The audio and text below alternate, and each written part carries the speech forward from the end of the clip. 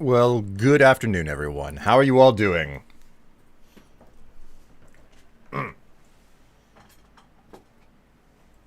Oh, it's been about a week since I streamed. Last weekend I was laid up flat on my back because guess who got a back injury Ooh like la a week la. ago? Minecraft and streaking. Can't say no to that. Thank you very much, Cortex, for the subscription. 47 months on a 47-month streak. Wowee, that's a pretty decently long amount of time. That almost sounds like four. That's more than 4 years. It's got to be more than 4 years, right?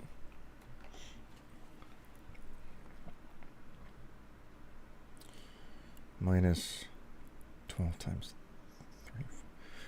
Almost. It's 1 month shy of 4 years. My God. Again? Yes. Yes, and in the dumbest way possible. Man, it went down when I was at work on Friday. Not this week, but the prior week. All management had already left, so I couldn't report it to them. It's the very end of the night, and I go back into my office after sorting through some stuff, and I go to sit down on the chair, and it's just the position of just, like going from straight to like that weird hunched over stance whenever you go to sit down in a chair. I do that, and my whole lower back just screams in pain. And I spent all of last weekend on a yoga mat flat on my back trying to get my muscles to calm down. So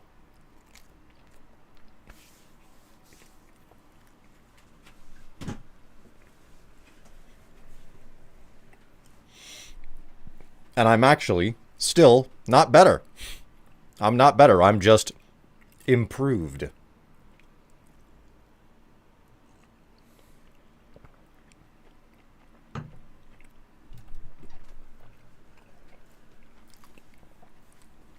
Hello, Uncle Sup. How you doing? Greetings and welcome to the stream.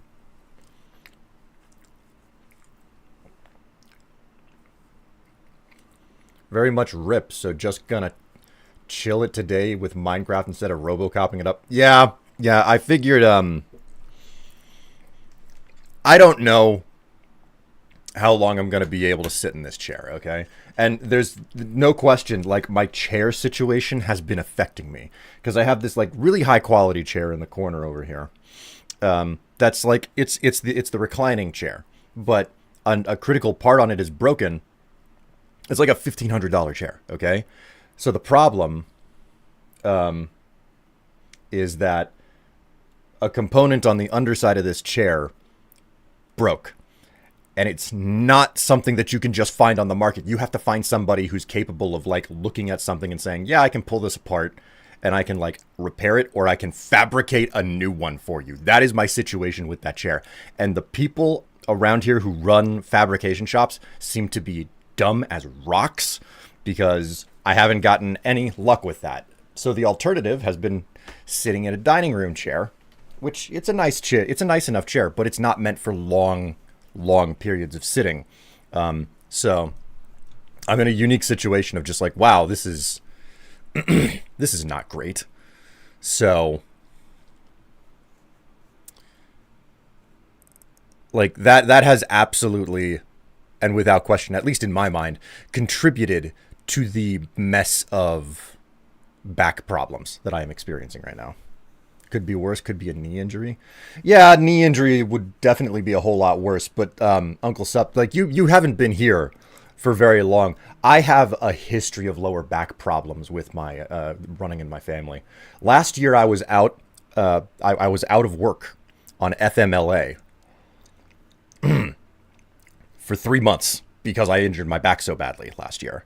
And that is an entire wonderfully long story. I don't have a problem sitting here and chatting with you guys while I eat my my breakfast, as it were.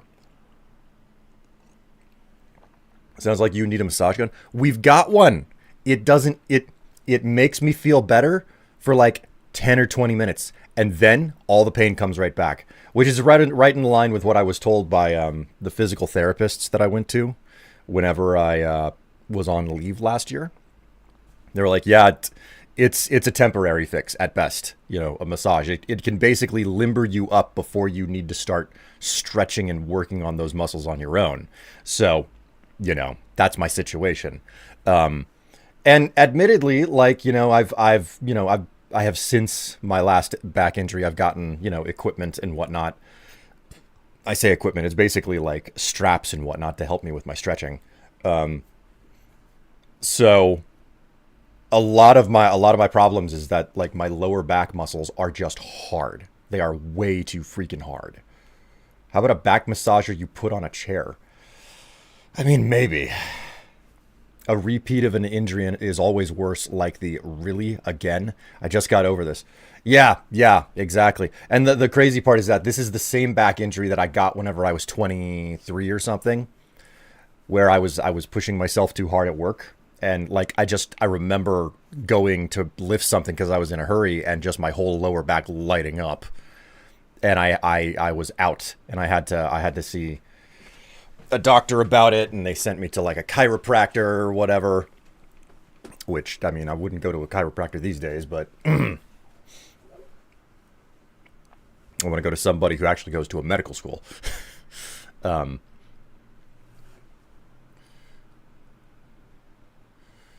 Anyway, all of this to say, like, I wanted to make certain that whatever I play today, it's a game that I can just drop at a moment's notice because, you know, I might not be able to handle sitting here for a terribly long time. Hello, Awesome Pigeon. How are you doing? Okay. Ooh, is rainy. Right. I have to swap the camera around. You know what I need to do? I need to add additional information to the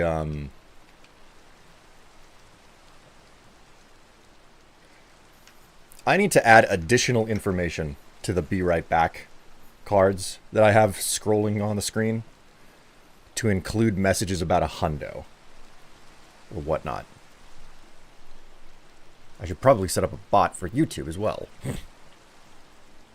All right. I think that's good. Okay.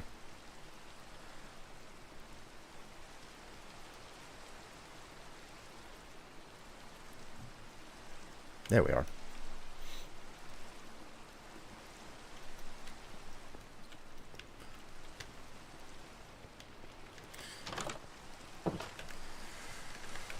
Okay. Oh my god. Hello, Ratchet. Yeah, hi.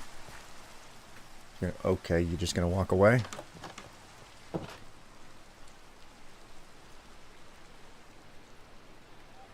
What do you want? Yeah? Yep, he wanted up into my lap. Hey. Calm down. Calm down.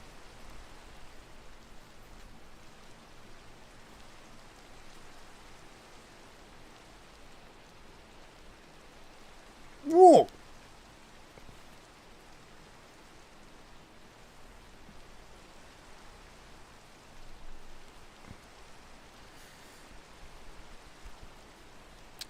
Yeah, you just want to sit on me.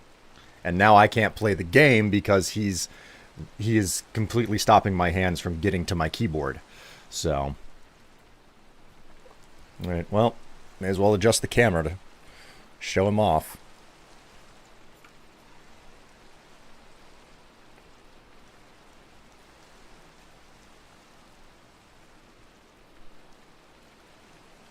El gato. Ooh. A wild Harker arrives. He's curious about the room because I had to swap the chairs around and stuff. Crotch cam. Yes, it is indeed the crotch cam. You should feel lucky. I'm not wearing some of the insanely tiny and revealing shorts that have been gifted to me over the years, which frankly, it's hot enough out for me to wear super tiny shorts.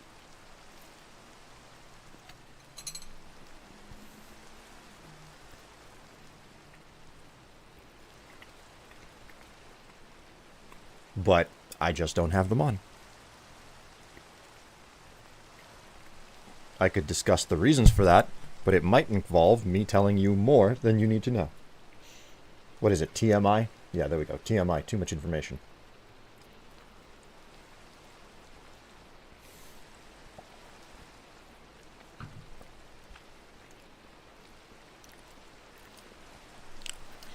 Well, I suppose this works well enough. I can,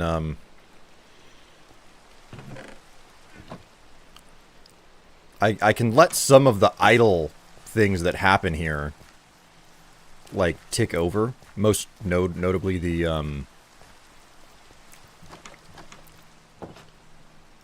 clay production. Which, come to think of it, I could probably use a bit more.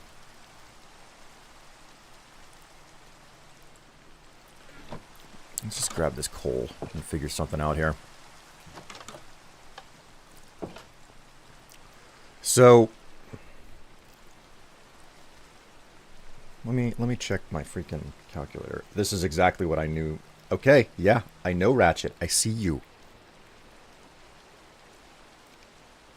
8 times. Oh no, wait, that's. Yeah, okay, so that'd be 80. Okay, so one block of coal smelts 80. I have 1, 2, 4, 6, 8. Ah, stop it! I'm gonna kick you off my lap if you do that again. 2, 4, 6, 8, 10, 12, 13. Okay, so we got 14. 14 times 64 is 896 clay there. So 11 blocks would get me through what I've got. Let's... Okay, yeah, you gotta go. You gotta go. You play modded or vanilla? Uncle Sup, I don't think that you haven't seen me play my vanilla world, have you? So I don't have the information right in front of me at the moment, but this is a vanilla Minecraft world that I've been playing on for 10 years, okay? I've played plenty of modded in the past, but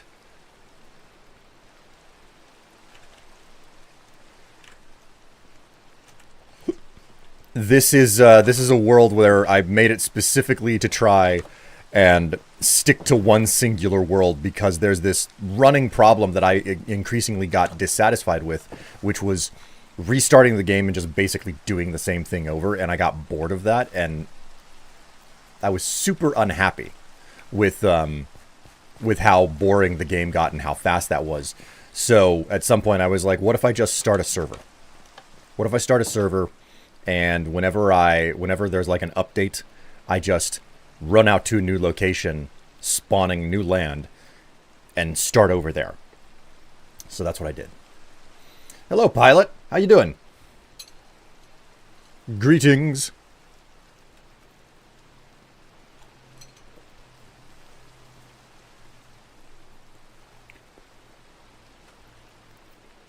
There's an epic divide here. I have Ratchet on one side and Harker on the other.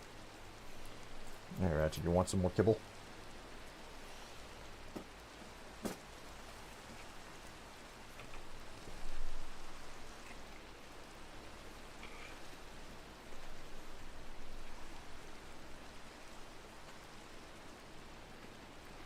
Have to be watchful over this now.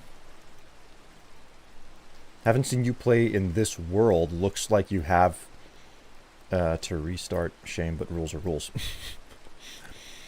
As it currently stands, Uncle Sup, I have a tour video. I do not have a command over on YouTube for you to be able to reach that tour video, but it is relatively... It's closer to the surface or the top of the videos that I've published on my main channel. You know what? You know what?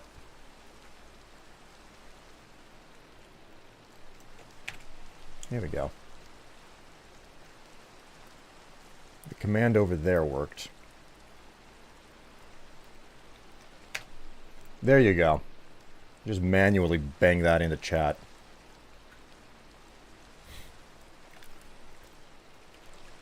If you want to learn about the history of this server, you can go ahead and hop into that video whenever you want to learn more. Okay, so I'm basically trying to collect up a half decent amount of Tuff because I'm working on the warehouse still.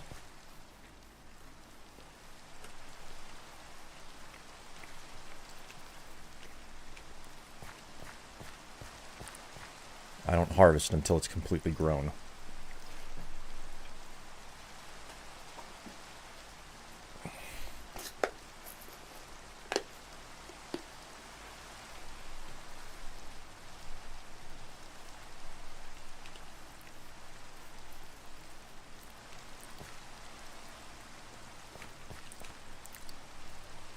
So, where did I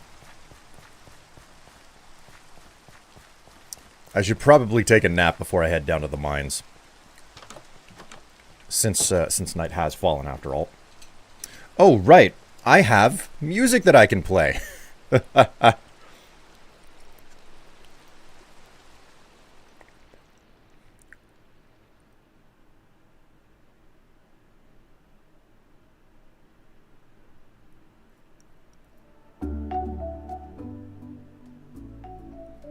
Alright, you guys tell me if the music is too loud at any moment and you can't hear me or whatever, yeah?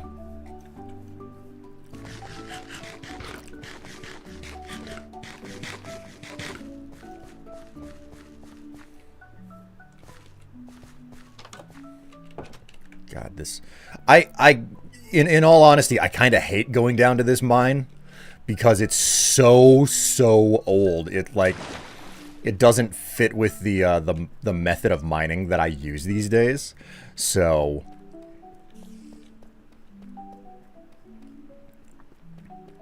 it's very messy down here. At some point I was like, "Yeah, I'm done trying. I'm done trying to keep this like clean."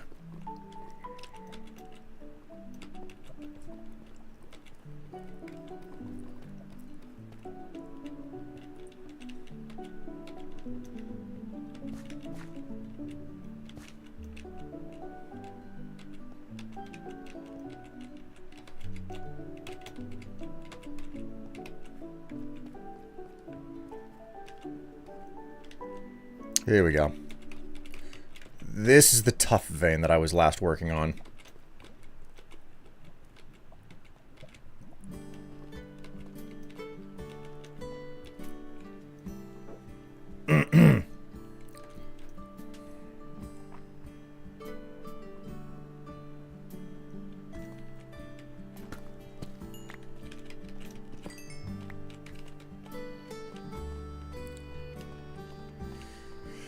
Well, I got my twerk cut out for me.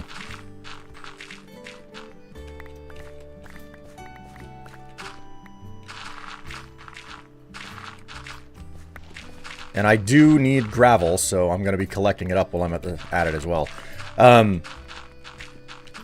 There's a significant need for,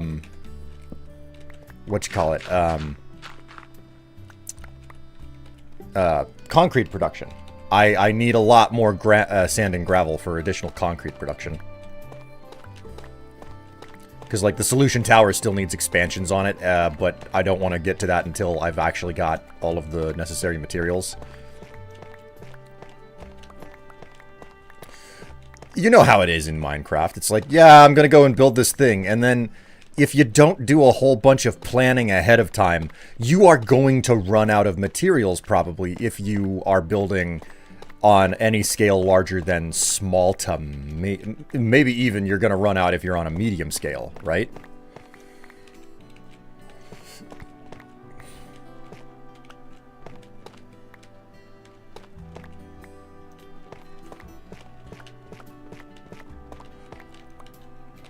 So, you know, you plan for a project and at some point I was like, I am so freaking done doing projects before I know what type of materials I need or how much of it I need. So I do a whole bunch of calculations in the background because I really hate this, the start and stop. That just results in a bunch of half-finished projects that I absolutely hate.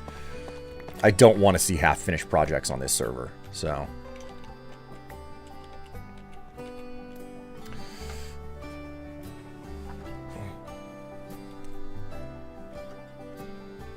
To be honest, with it being over 2 years old, I've probably seen it, but forgot I have memory issue. Man, is that video actually more than 2 years old? Shit me. I didn't realize it. That much time it had gone by.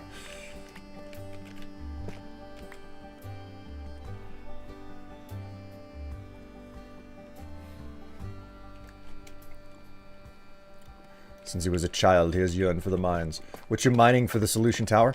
Well, I'm not mining anything for the solution tower at the moment. I'm just, you've got two options in regards to making, concrete. Or is it cement? I forget what they call it in this game. I know that there's a difference between concrete and cement, but I use the terms interchangeably. Anyways, what happened, but like a bunch of the stuff in the solution tower relies on cement. So, oh my god, pooh, hole, hole. Okay. Let's plug those, and we'll go ahead and mark that, and I can go down, and I can try to,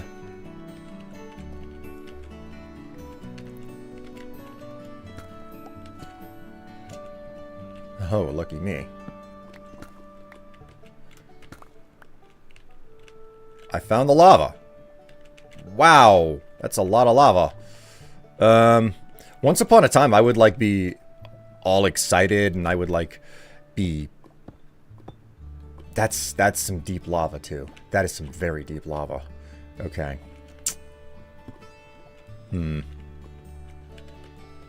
Okay, well... That makes this particular Tuff vein really difficult to finish mining. I have to mine with my pinky finger on shift now. Because toggle is something that will get me killed. Did the copper update come out yet? I don't actually know. This is an old version of Minecraft that I'm playing because I was working on a new season of Minecraft series, and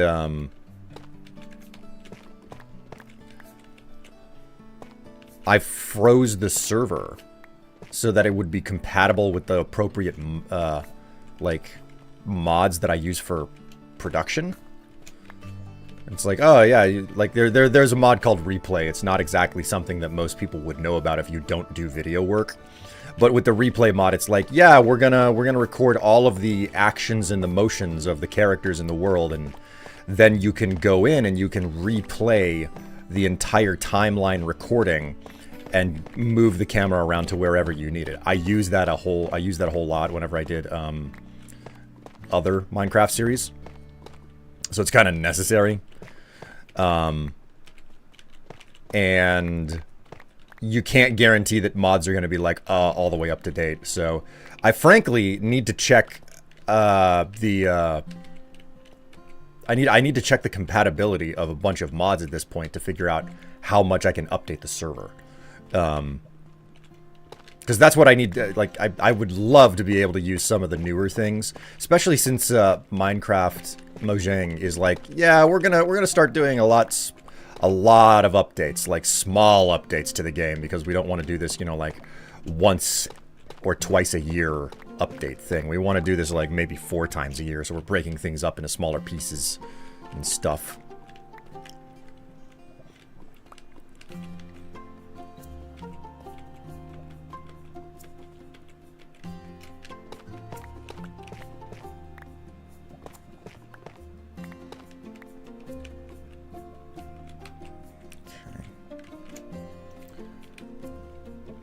No water bucket? Oh, for God's sake, what am I thinking? Of course a water bucket. Like, lava is renewable now. There's no reason for me not to have a water bucket. Why did this not occur to me?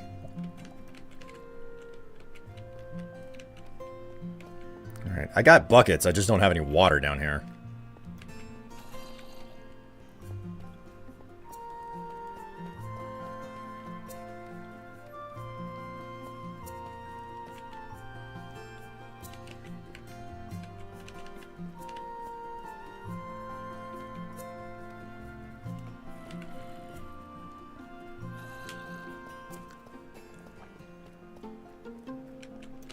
Wonder how long it would take to run out of any non-renewable resources. You know, that's a really good question. And I know that it's possible to... It's probably possible to make some sort of educated guess on that because of the randomization in the game. But...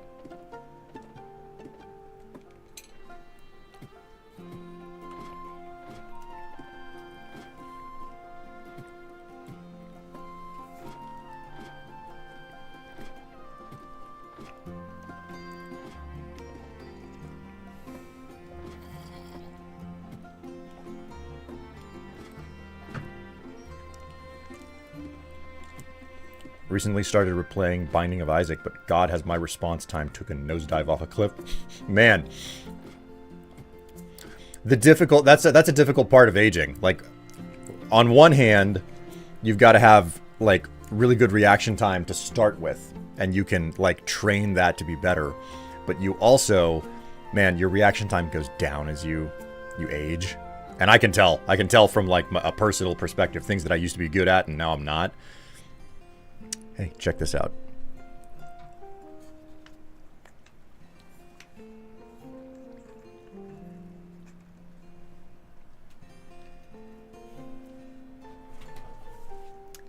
That's Harker.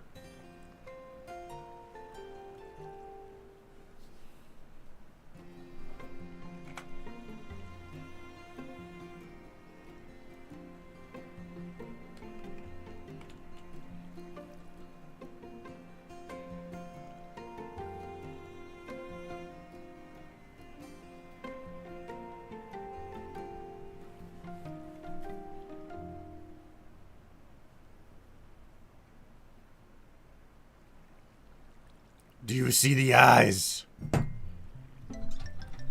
Do you see the beady little eyes? Might be able to improve it a bit.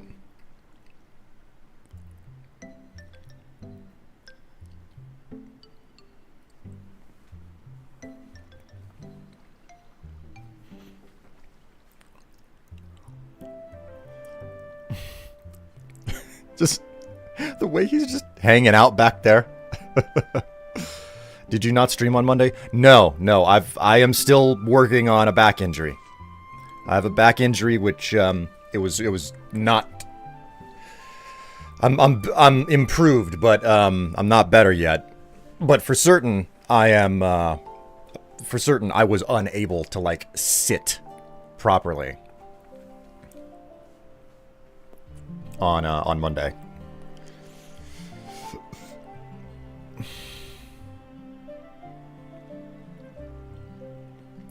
Harker's letting it all hang. Well, he'd be letting things hang out if he wasn't neutered.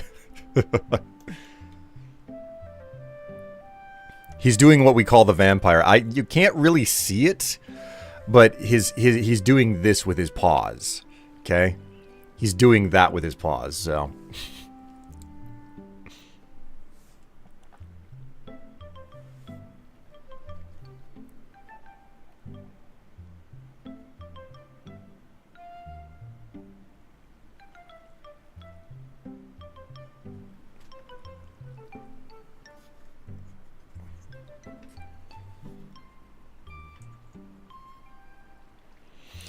Oh, wait.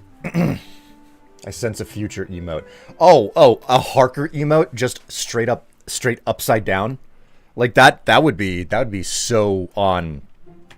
That'd be on brand.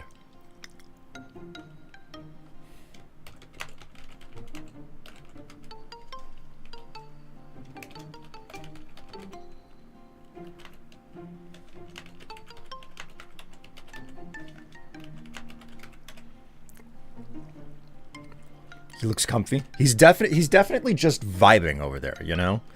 He is just in his freaking element.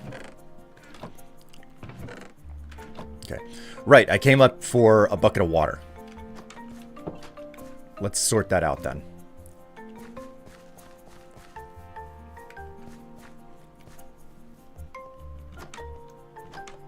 Okay, first off, we'll go ahead and deposit that stuff. The gravel needs to go as well. Oh, man, I got a house fly in here. God, I hate flies.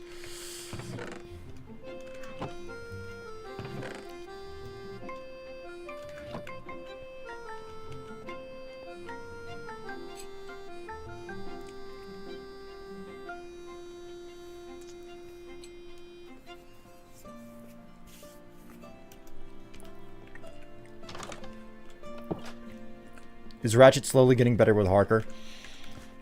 In all honesty, I think that their relationship is where it's going to sit indefinitely for the rest of their lives.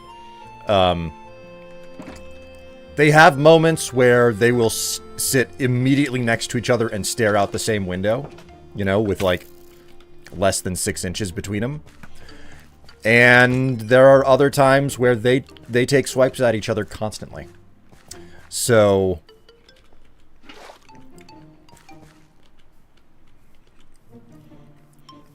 I don't think that's changing anytime soon.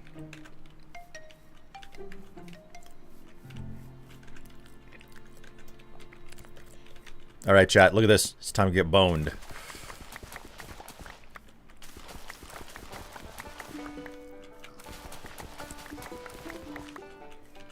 I'm boning for all of the seed.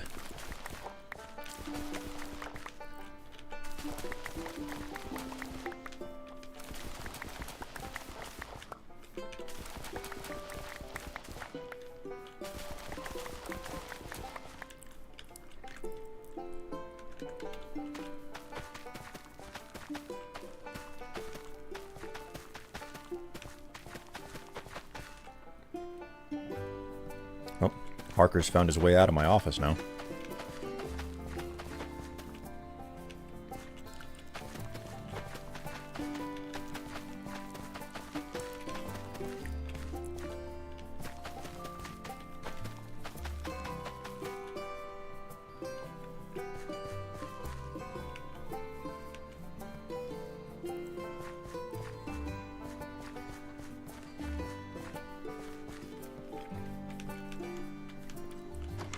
I imagine Ratchet speaking very posh English. God.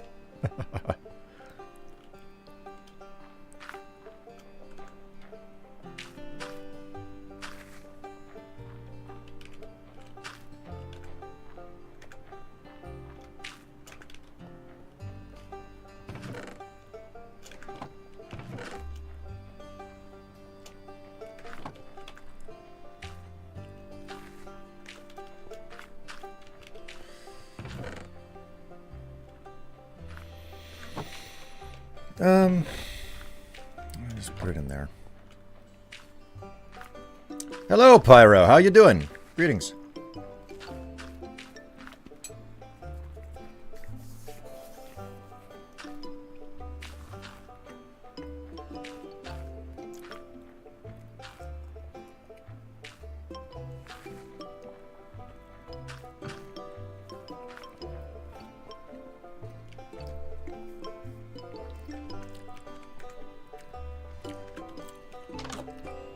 I'm doing well. Got something special from a different channel. What is... Is that the Kappa emote?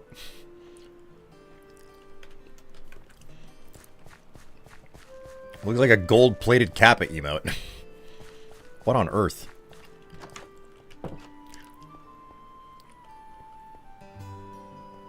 I saw a picture where you were either in Kansas or Missouri.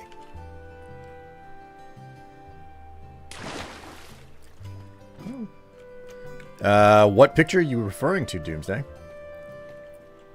You get it from the you get this from the Kappa Gold Hype Train. Really? How on earth do you have? How on earth do you? How do you get a Kappa Gold hype train? Hype trains happen every once in a while here, but not often. Ooh la la. Ooh, hey. Oh, hey, Kato. Thank you so much for the subscription. Hello, Strife. How's your weekend going? As good as it can be, given my back injury, so... does this keep going, or... Okay, here we go. I can do something about the lava now. Let's go ahead and fix that. Yeah.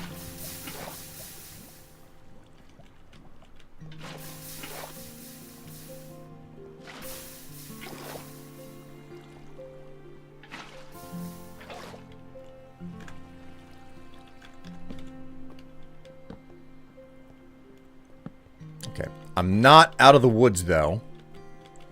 I can still hear a little bit of bubbling, so gotta be careful. It's probably still possible to uncover some pockets of lava here and there.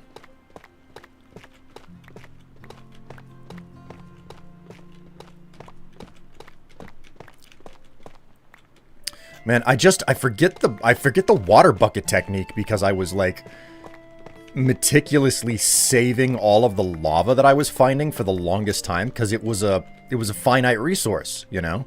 So I was like, this is super, super efficient at smelting stuff. So I'm just going to, you know, preserve the lava where it's at and just scoop it up whenever I need it.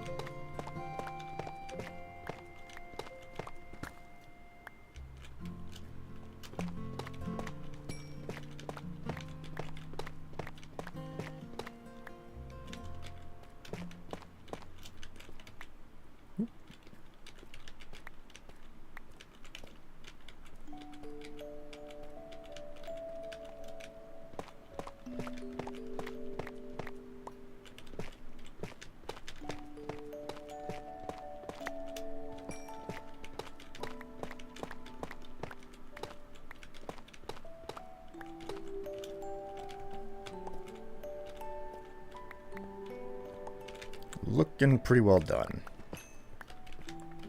With this vein of material, anyway. I mean, this was a tough vein that really just gave a lot to me, so that's nice. Kansas City Library, I believe. Yes, yes, that would be. I recognize that picture. I know the picture you're talking about.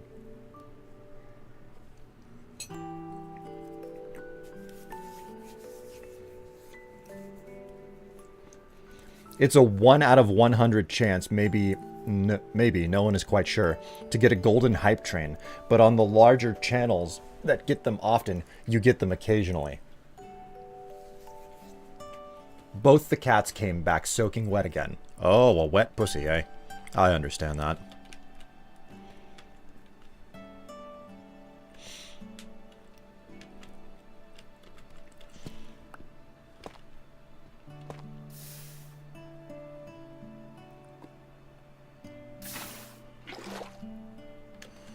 I was gonna wipe a torch or two out. Oh, it didn't. That's a surprise.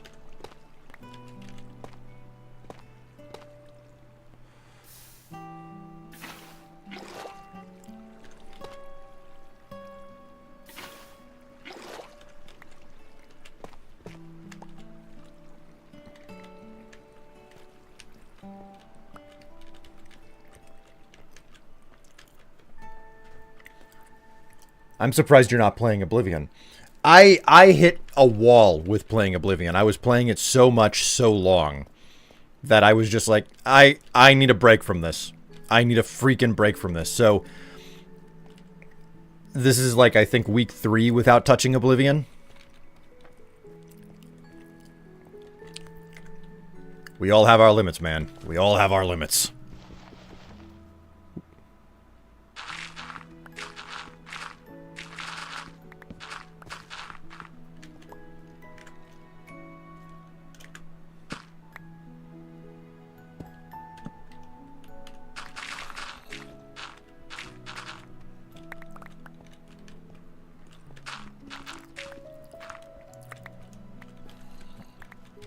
Well, well, well. The prodigal kitty returns.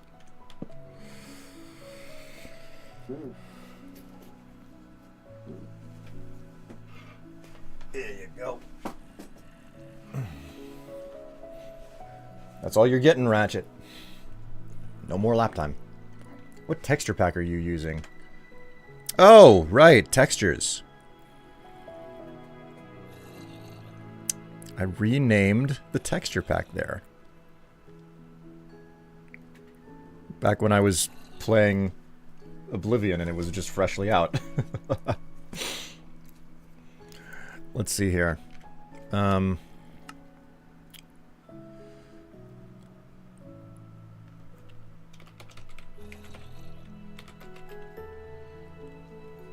ahead and...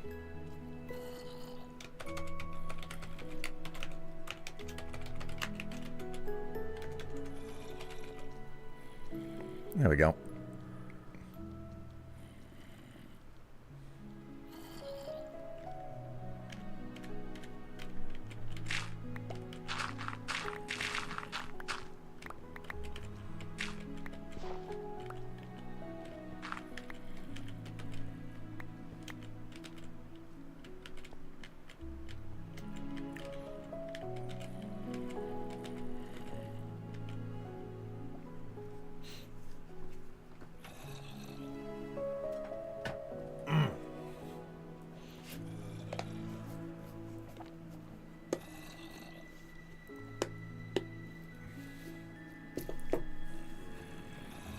Didn't Tev get a golden hype train once many moons ago? Is that... Did it happen? I have no recollection of it. Hype trains come and they go, and I do not keep track of, I don't keep track of them. It's just the straight truth. This must have been another Tuff vein that I cleaned out.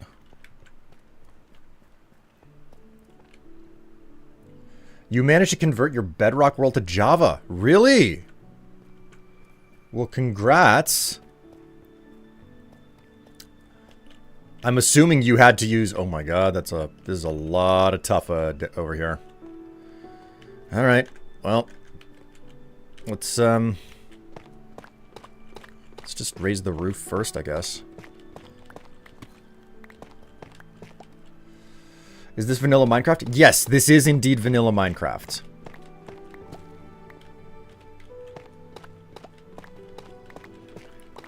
This is a bit of an old world. There's a video. If you type in !tour into chat, you can get a video.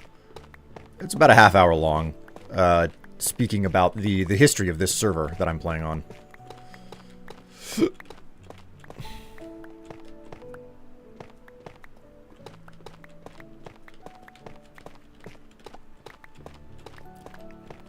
You know, watch it now, or maybe add it to your watch later playlist. Check it out whenever you can.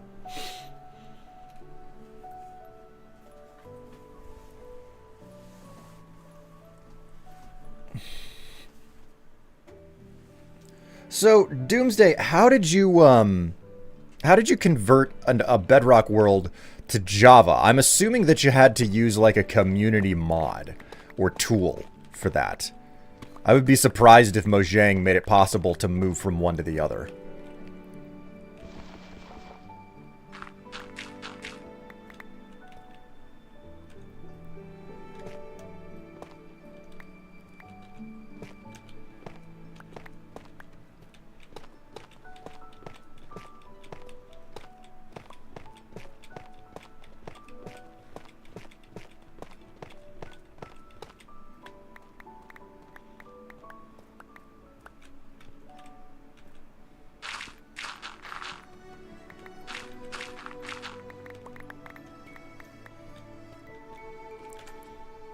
Lithos Core is the texture pack.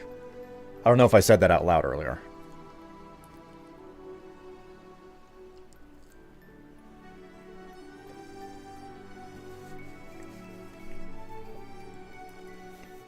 Oh, that's easy. You just put rocks in the coffee maker. Boom. Bedrock to Java. Kato? Kato. Do you really think that you have the right to make such dad jokes? Hmm?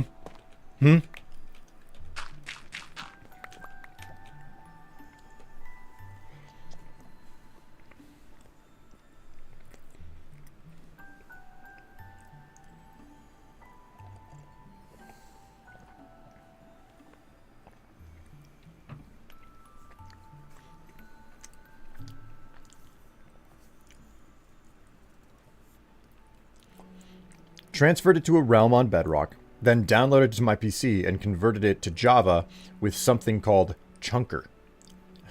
Okay, then. Chunker. Give kitty pets. Ratchet is fine.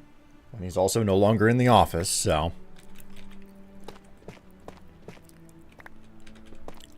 Just me and my little prick over here. I'm holding my little prick. That's not actually the name of my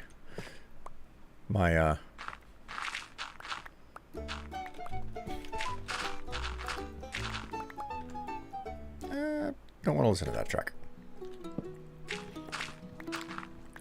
I should rename my pick the little prick.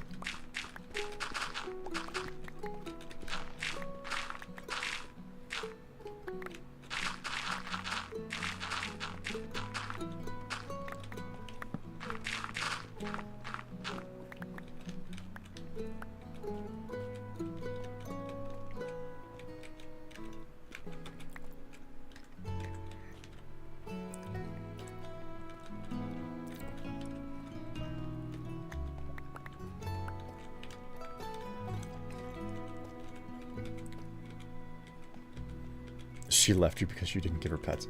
Both of my cats are boys. Thank you very much.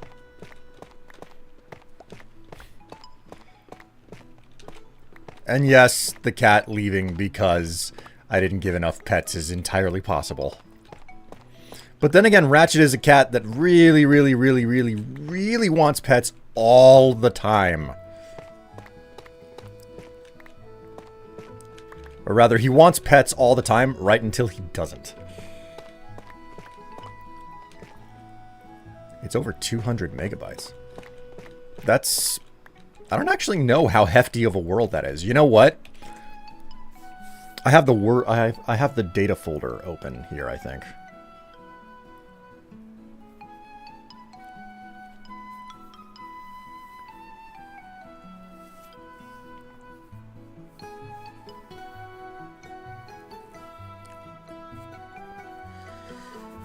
My game world is 975 megabytes. So, wow, that's quite the build.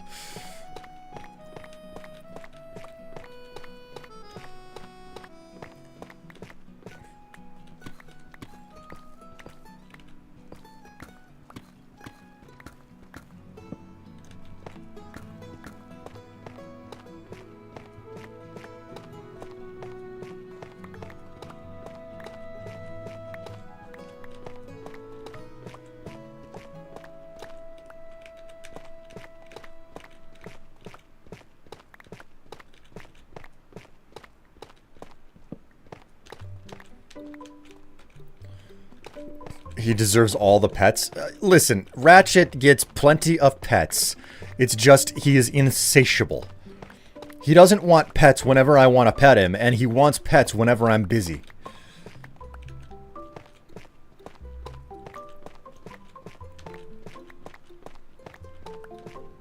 Yo, what up, Strife? Saw you having a tough time and wanted to see what's up. Well, welcome, Dark Matter. How are you doing? Greetings and welcome to the stream. It's always nice to see people popping in to say hi over on the YouTube side. Much more quiet over there than it is over on Twitch. Although I will admit, Twitch appears to be, like, the Twitch chat appears to be hydrated. Very well hydrated. No thirst today. I also kind of forgot to shave. Yesterday was Tev's birthday.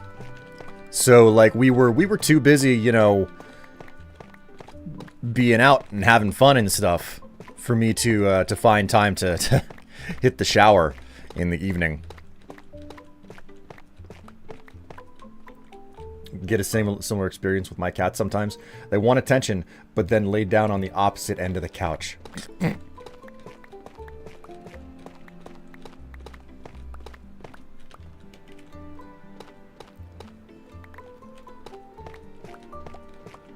Would you like me to post the B-movie script to keep the chat moving? I don't think that will be necessary. I don't think that will be necessary.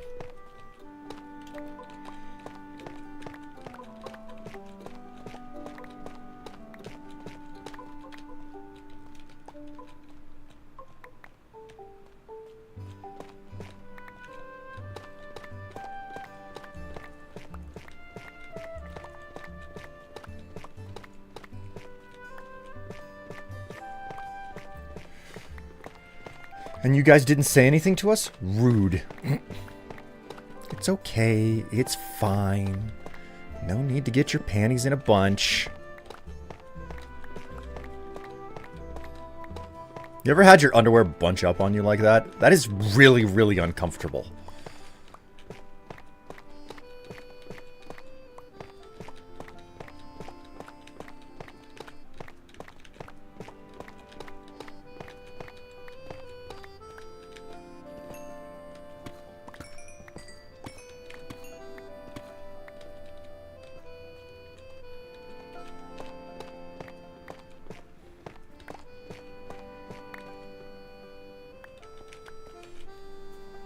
Yes.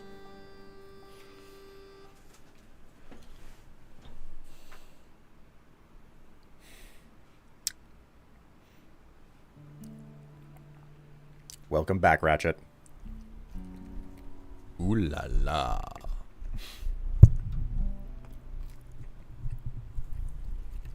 Hello, Squid. Thank you so much for the subscription.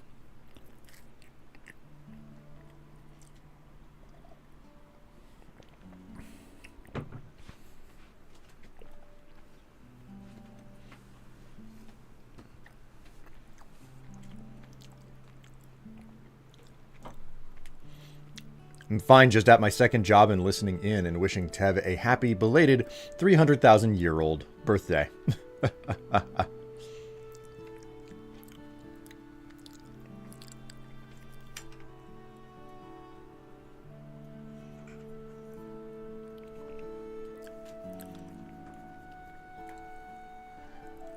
He is going to, he's going to make a lot of problems for me. Yep. He's sitting here in such a manner where he's like, yeah, you're not allowed to do anything with those hands but pet me right now. If I stop, he will literally start pawing at my face.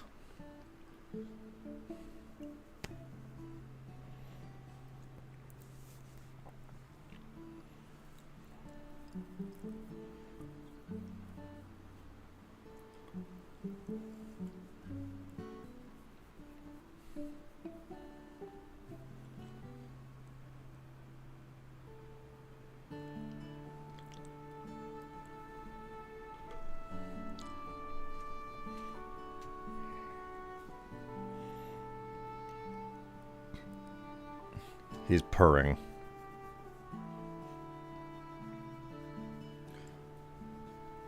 Oh, he's purring so much right now. Hi, Ratchet. How you doing?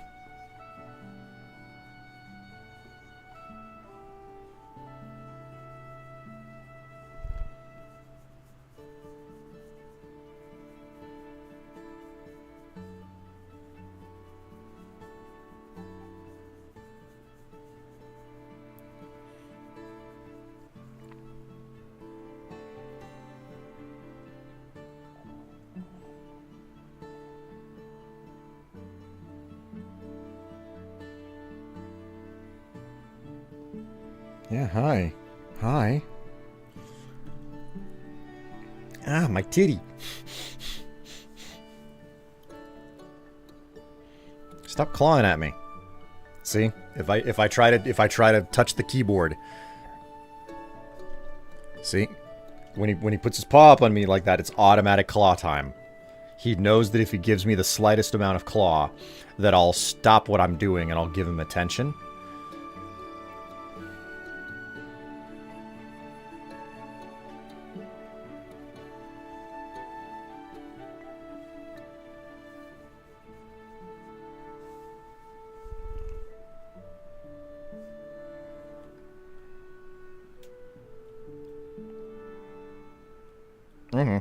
Yeah. Every freaking time, man.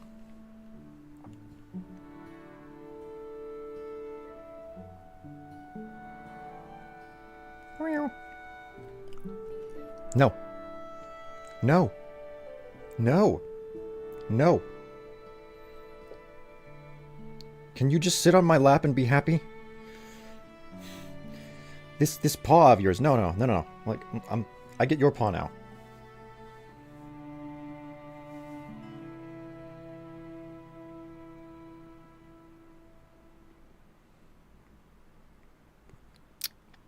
That backfired. That utterly backfired. Alright. I love you, Ratchet. I really do, but you gotta get up. You gotta get up. My lower back is not going to tolerate the way that I have to sit for him to be on my lap and comfortable. Oh, right. I should probably activate the filter on the camera again.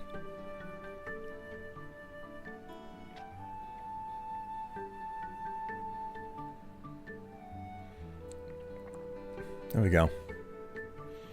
Put the contrast back into the picture.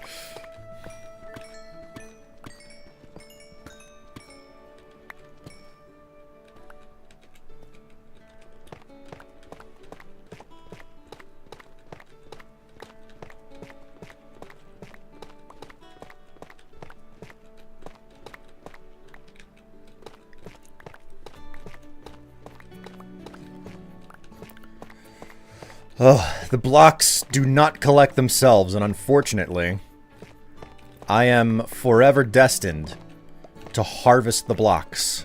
That's the way that this works.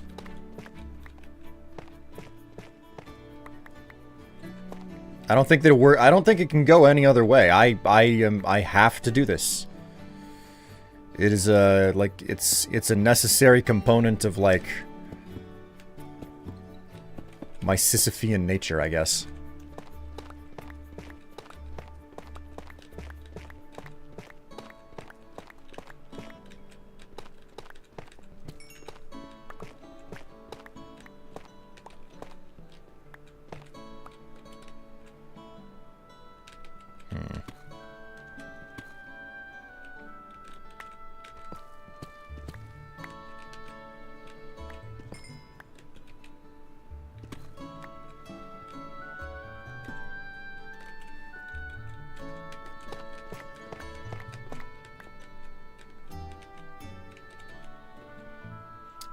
Hey, what? You want the kibble? Because that's all that you're gonna get. You're not getting more lap time.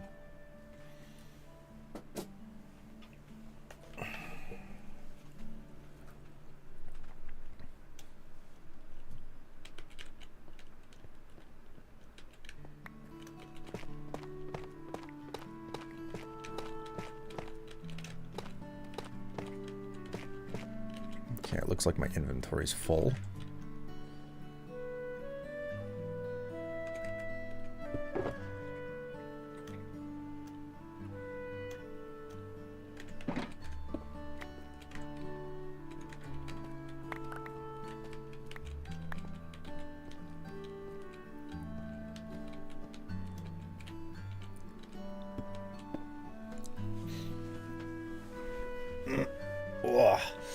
Destined to collect block. More like digidestined for great entertainment. You're just reminding me of Digimon. That was a title that the kids had in that show. They were the digidestined.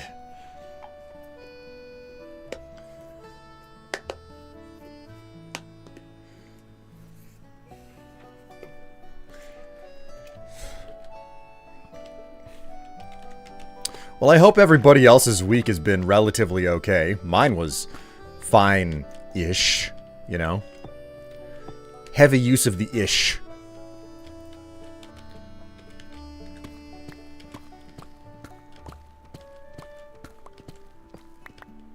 Just collect up just enough of that to...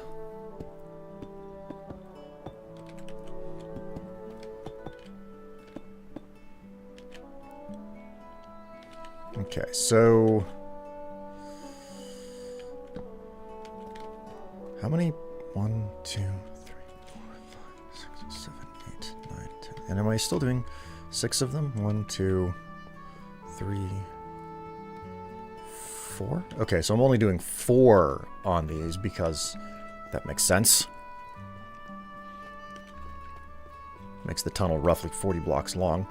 1, 2, 3, 4, 5, 6, 7, 8, 9, 10. Okay, cool. Just go ahead and dig this a little bit further. Collect up a healthy amount of deep slate to use as filler block.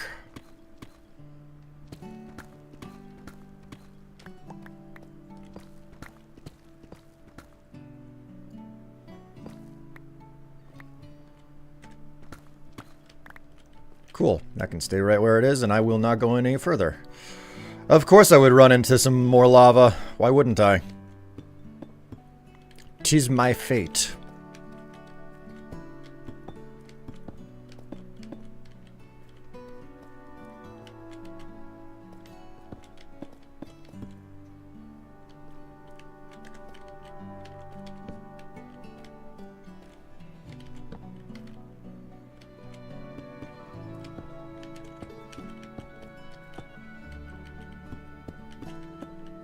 I want to at least keep this section somewhat clean.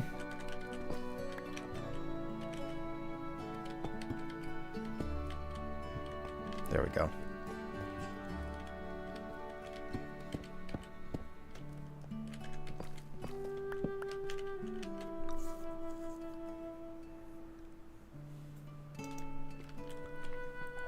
Hello, Exel. How you doing? Greetings and welcome to the stream.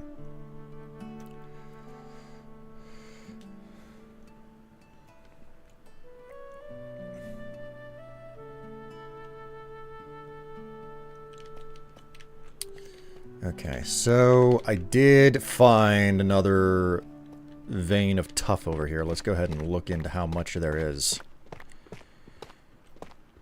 You know what? We're not gonna mine too low. We're gonna leave this as the floor and then mine anything out that we need to.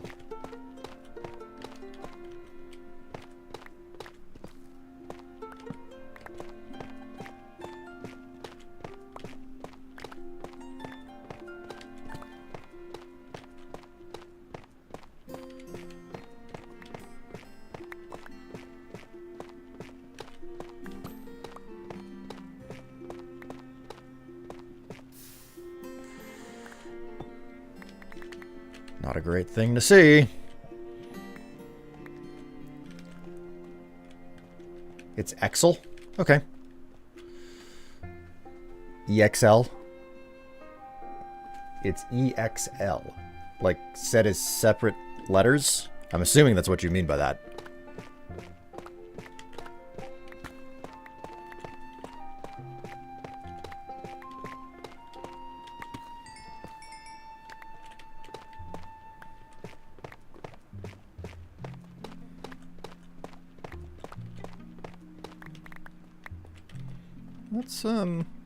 Let's put some block in my offhand.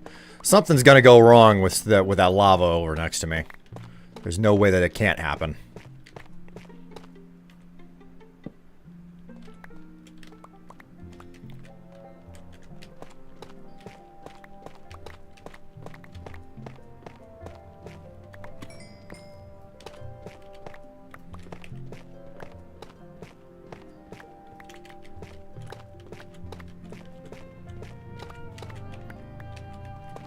Alright.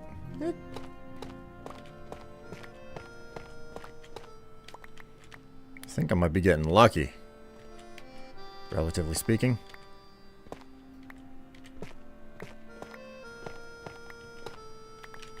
Looks pretty chill. Hey, that's not bad. Okay, cool. So.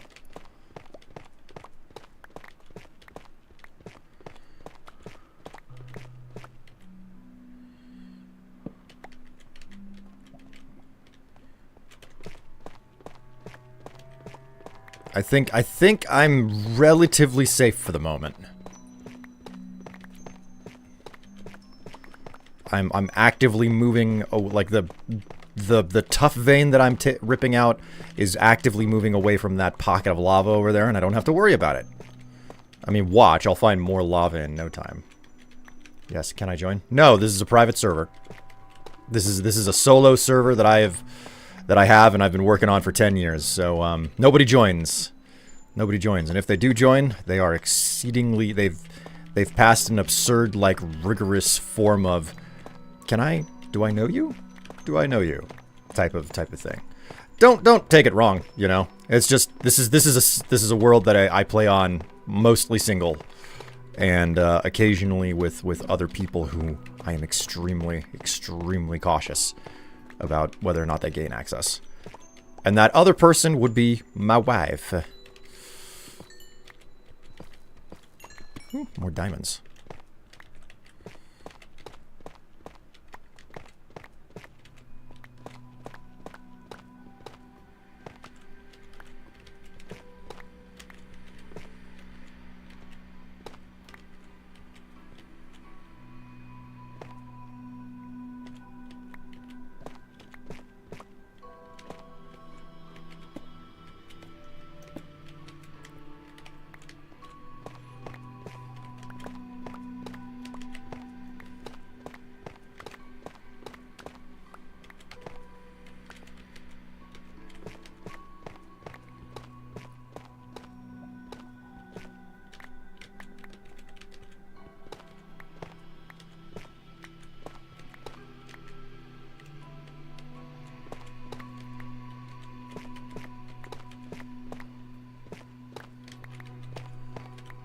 Woo. Ah. When you knock out a block and then it turns out it's just out of reach and you can't grab it. It's a very dissatisfying thing. Makes me wonder if Who Gets Minecraft server has ever come up in a divorce hearing. Jeez. That, like, I know that information like that has come up in regards to World of Warcraft. World of Warcraft characters, who owns the account that all of the characters are associated with and everything. Like, that is a messiness that I know has gone into divorce proceedings. And I know that it's happened because it was, you know, when World of Warcraft was, like, really big. It's still big, but, like, really big and still a super hot commodity. That was something that I remember there being, you know, like, kind of... It was probably supposed to... It was... I think it was the type of reporting where it's like, oh, can you believe this, like, strange thing about, like, the modern divorces and stuff? Like, that's... I'm almost positive that that's the way that it was spun, you know? But, like, it was a growing thing, and I'm certain that it's only become more common.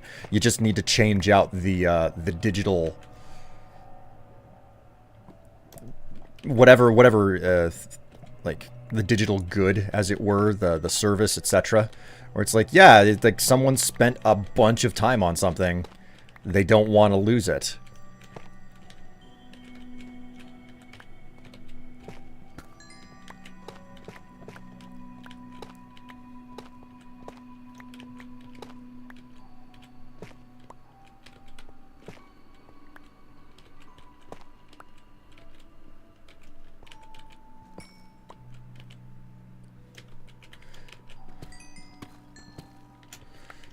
Which, I mean, who would want to lose something so important to them, right?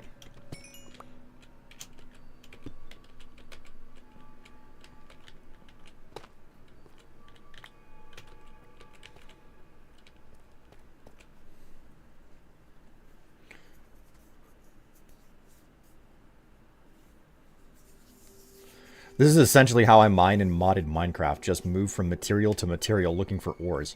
End up with some interesting looking mines. Yeah, that, I mean, it makes sense to do so. And yet at the same time, you can tell that, like, I've got a system that I utilize whenever I'm expanding a mine, but I'm willing to, like, break that plan and system apart whenever I run into something that is meaningfully worth it, in my opinion. Also, my inventory is pretty full, and I've already filled up my shulker box to a pretty good degree. So let's head back, shall we?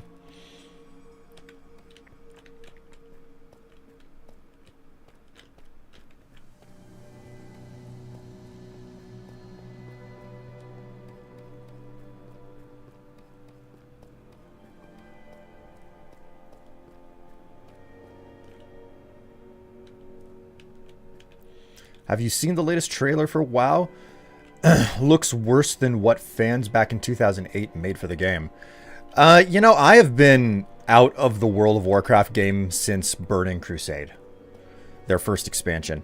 I was a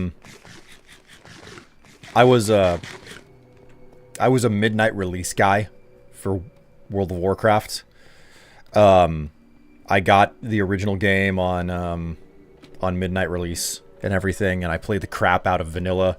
And by the time Burning Crusade came out, I was basically finished with the game, and I was like, well, you know, the new expansion is out. I'm gonna go ahead and grab this, which I don't remember if I got a normal version or no, I got the Burning Crusade. It's up on my shelf back there. I got the collector's edition of Burning Crusade, and I was like, cool, like, I'm gonna get back into it. And then I started playing again, and I was like, nope, it like, this hasn't made the game more fun. I'm actually done with this. So I put it down, I canceled my subscription, and I've never gone back. Well, that's not entirely true. I've made dummy accounts to be able to play, like, the free version of it, you know, for a trial or whatever, here and there. But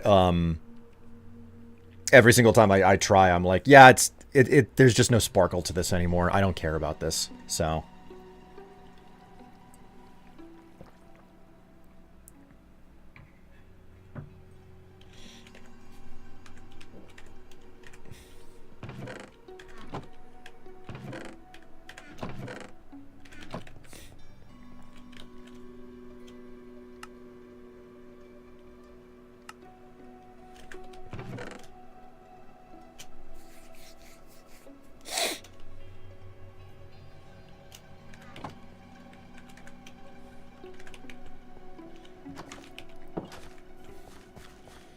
and that's why I play vanilla classic WoW. I hate the hand-holding in the modern version.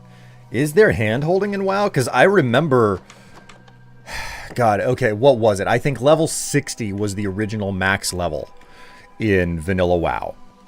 And I will never forget, like, I played a rogue, and that first rogue character, I got to level 60, and then somebody approached me, and they were like, why do you have such weird armor?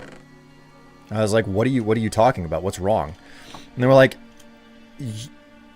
your stats are just wrong. Like, they're not what you're supposed to be, like, this isn't what you're supposed to be wearing as a rogue. And I was like, well, what am I supposed to be wearing as a rogue? Because the game didn't explain shit to you. And the person was like, well, you're supposed to wear stuff that enhances dexterity. And all I was doing for, you know, easily a full year in the game, could have reasonable chance that it was longer than that. All I was doing was being like, okay, what has the most armor?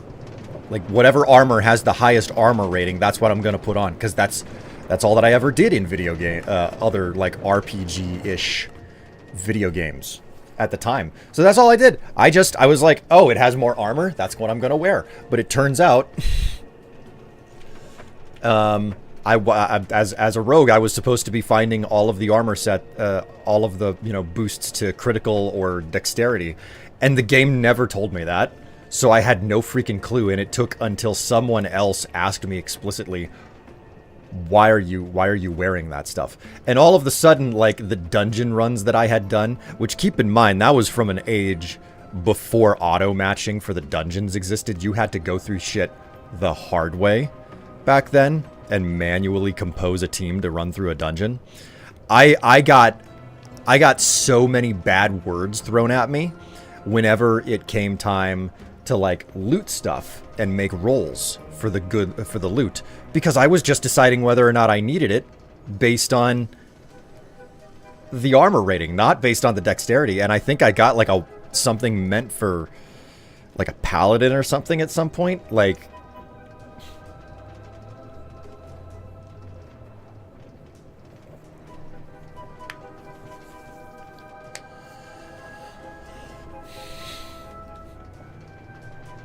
all watching the trailer does is make me sad, but I do recommend watching it just like watching a train crash.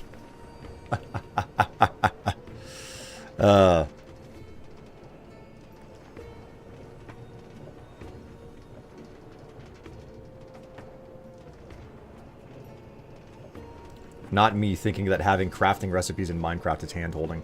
Minecraft needed some way to have the crafting recipes in it, because frankly, if you tried to do what Minecraft does now, if you tried to do what Minecraft has done, did in its early days, where it's like, yeah, you just kind of have to figure it out. On one hand, you could get away with that with the original Minecraft, or long ago, because of the fact that it had never been done before and it was new and unique, and other games weren't doing it. Okay, that gives it legitimate novelty. The other side of it, though, is that Minecraft needs a way to keep track of, your recipes, because it's an in-game function. And if you tried to make a game where you couldn't figure out the crafting recipes with the in-game system, people would drop it like a stone. Any open world game would, like, it would fall flat on its face if they if you tried to do that these days. So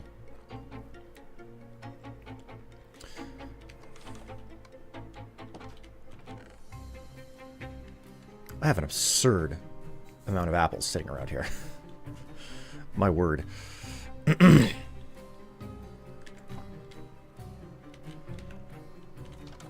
didn't realize how much freaking food I had sitting around here at Side Shale.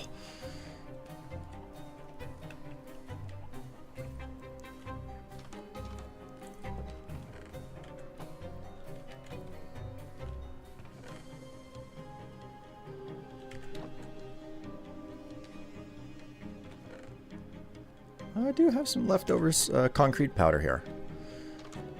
You know what? Maybe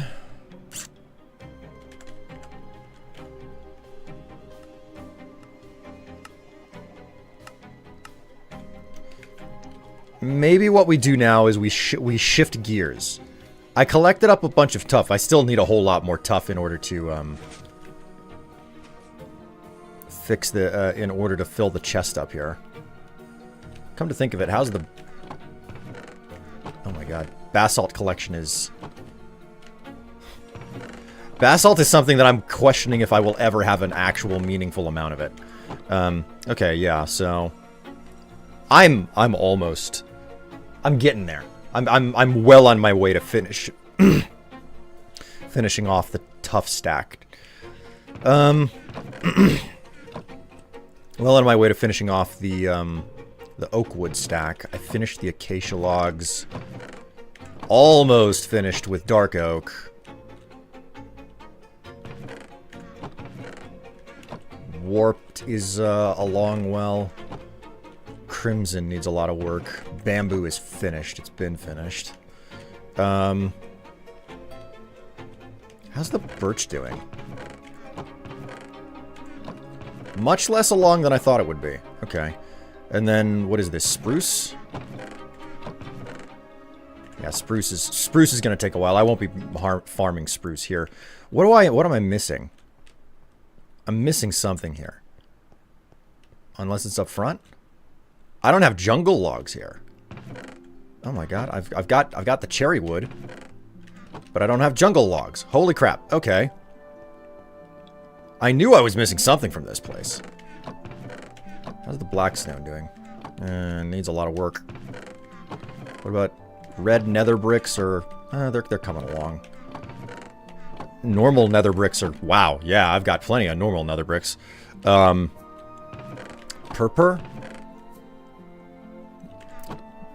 definitely needs some work. And endstone is halfway. That's a blank stack. Okay. And a lot, like there's a decent hunk of this place that's still empty. How's my sand looking?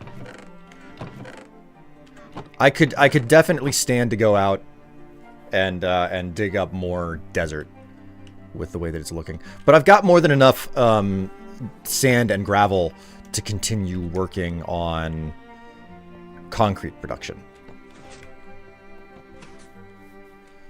Let's check for some dyes, I think. Pretty certain the secondary shack here has dyes.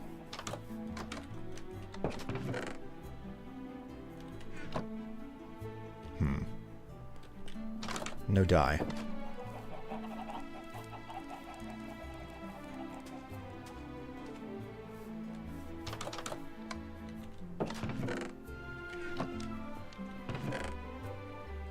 Okay, so I do have access to more dye here. I think that bone meal just turns into white dye, right? Yeah, it just turns into white dye. So, there we go. We're good.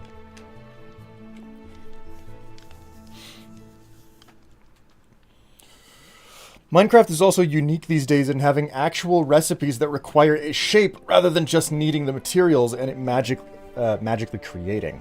In my modded Minecraft world, there ends up being chests full of materials just strewn across the mine. The useful stuff comes up, but as soon as there's a double chest full of material, the rest stays in the mine till I need more.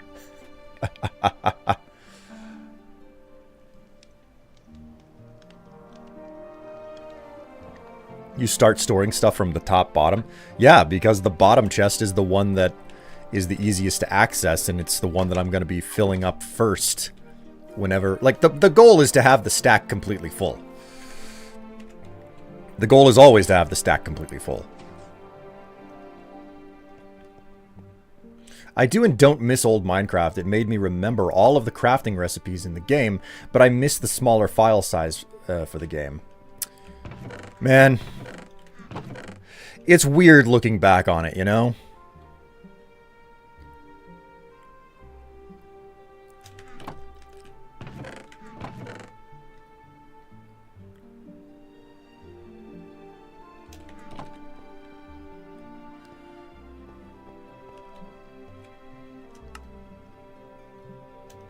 Oh, right, I didn't have enough I didn't have enough white dye to actually finish that.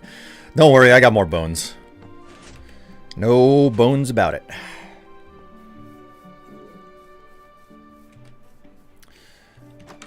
Yeah, retail WoW holds your hand from quest, gear, talents, and where to go next. It even keeps the mobs at your level. Really?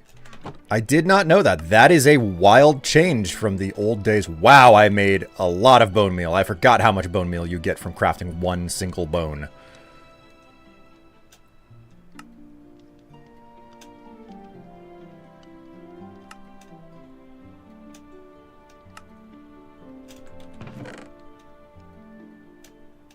Okay, the dye can come with me into the other shack.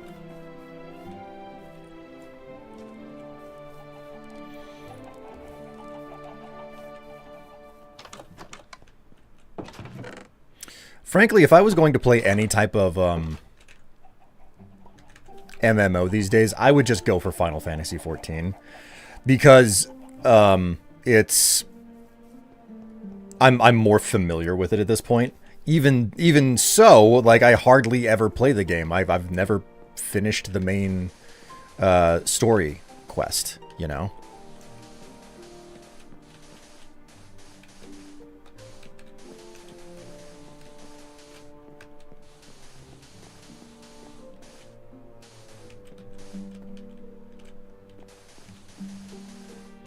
I also miss the maps that people used to make. It was super unique, like the Fallout map you played. I mean, part of me wonders if... Like, there's really nothing stopping people from making those maps for Minecraft anymore. You know? You could, like, the community could still make those maps, but people just don't for the most part. And I do wonder about it, you know? RuneScape is what you'd go to? Isn't RuneScape like like the old school RuneScape suffering currently because of the way that like a company got their hands on it or something? I seem to recall hearing something similar to that.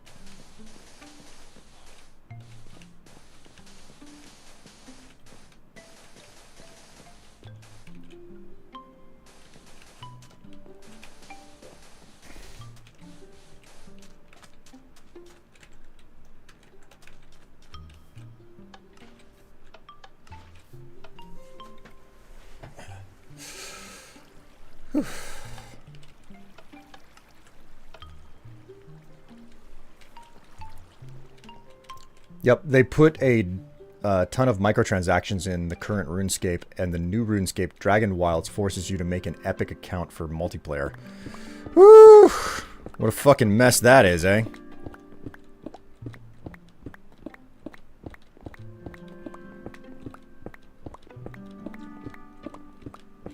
Like, in a pretty significant way, most all of my gaming these days is concentrated to a handful of games that I've played for a long time, meaning that they're old games.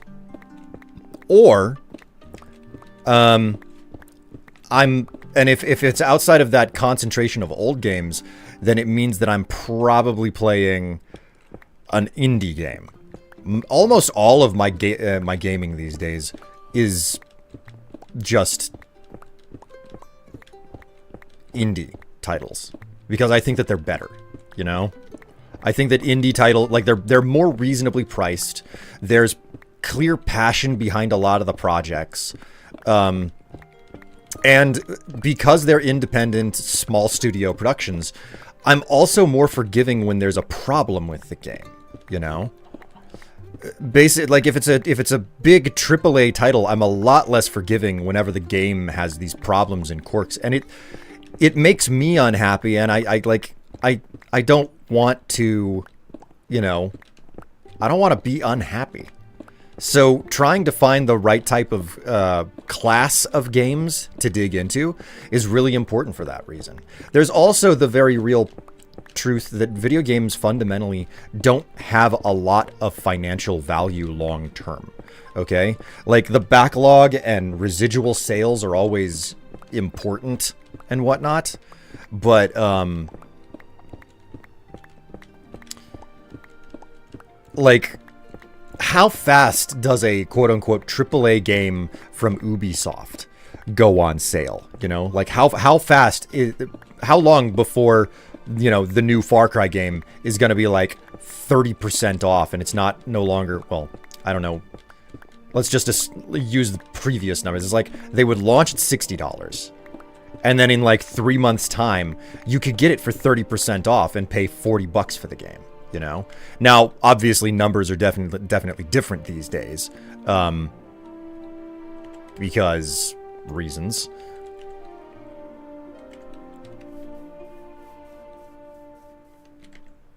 So...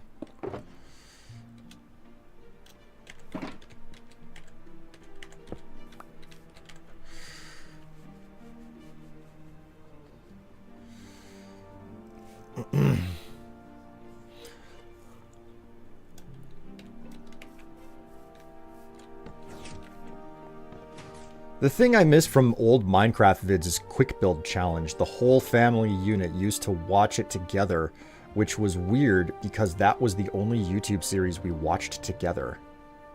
Quick Build Challenge. I don't remember that at all.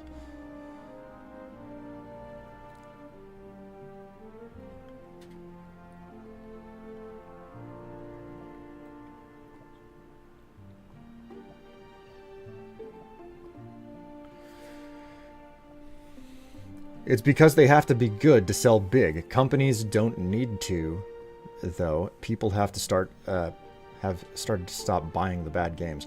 Like, there's a fundamental difference. Okay.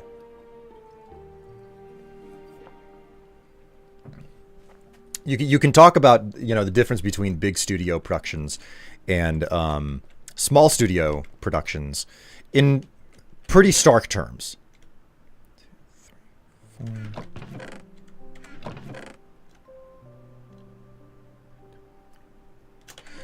And it's pretty simple how you split the difference on between the two styles of game, indie versus AAA.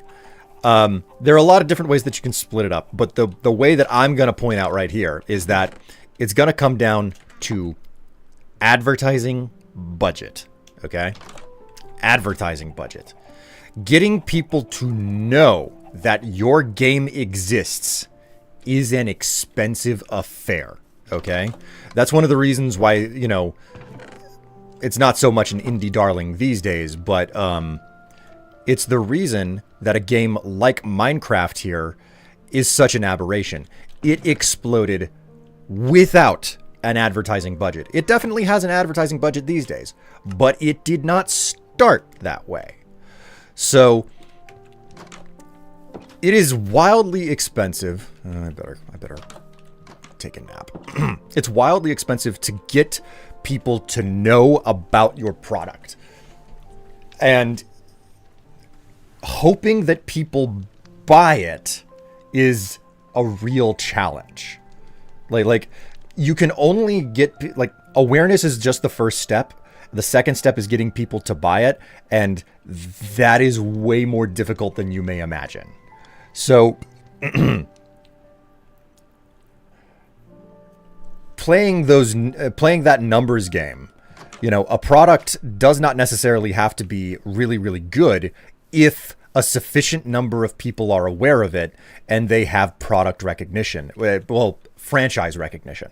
Hence the reason why the new Far Cry will pretty much always sell really well. Wait a minute, that's just white. What the? That's not what I put concrete powder into my. Ah.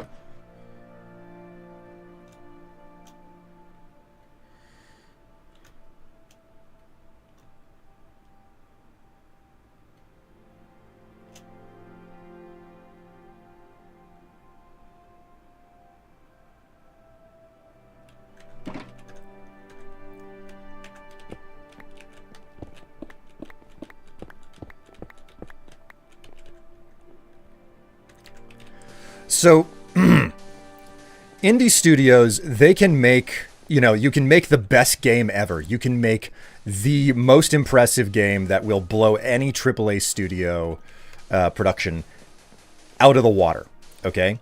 But at the end of the day, if people don't know about it, especially with how saturated the game market is these days, there's a good chance that nobody is going to, not enough people are going to pick it up.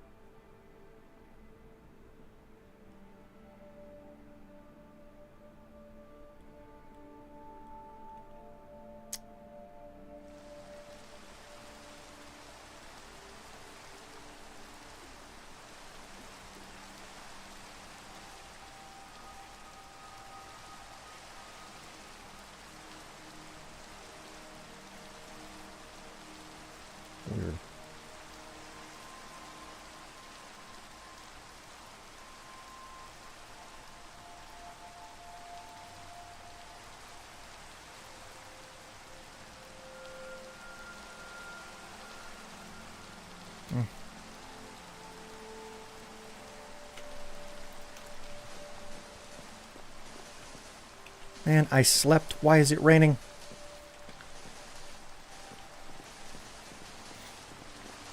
I'm having a hard time, like, constructing my thoughts and talking about this. But basically, you have a situation where indie games and, like, AAA titles, the major difference between them, amongst many of the differences, is advertising budget. Because the AAA games do not necessarily have to be wildly good and above and beyond in order to sell good numbers, because they can be in front because of the advertising budget to get it in front of as many eyes as possible. Now, obviously, we have seen at this point what happens whenever you push production times to go too fast and a project isn't really finished at all and it's an entire joke, okay? Basically, what I'm saying is that you can get away with a AAA game being a bit of a mess, not a whole mess. It's like, hey, you know, how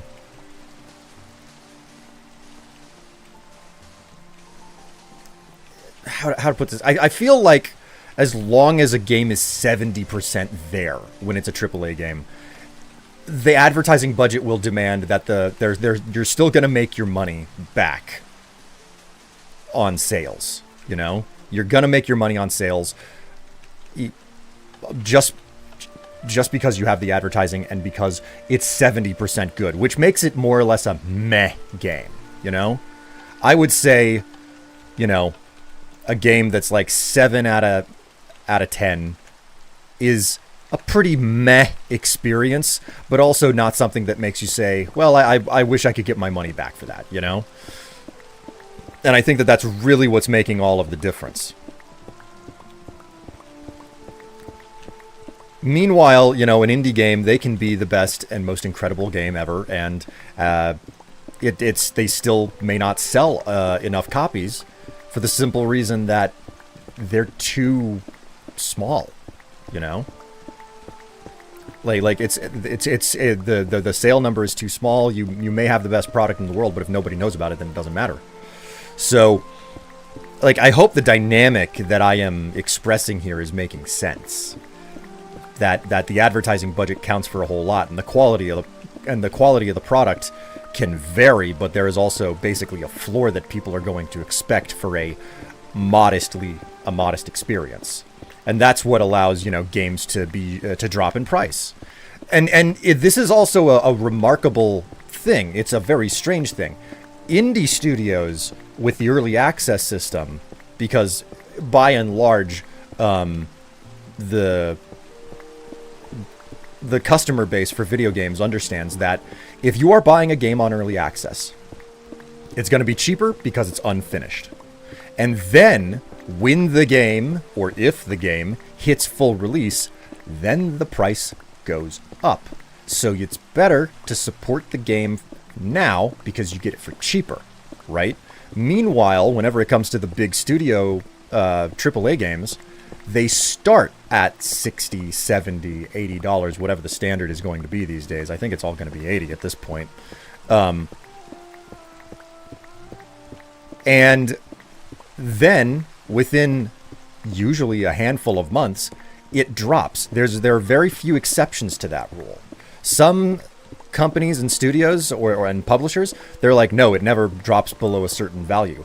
A good example of that for me would be Call of Duty Modern Warfare 3. Like, I played the first and the second Modern Warfare games way back when they were new, and then when the third one came out, I was like, I'm not paying any more than like $20 for that game. But then after 5 years go by, I'm not willing to pay $20 for like a 5-year-old Call of Duty game. And for that reason, to this day, I've never played Call of Duty Modern Warfare 3 because Activision refuses to drop the value of that title below $20.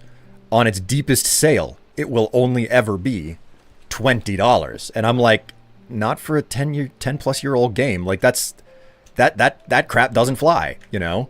So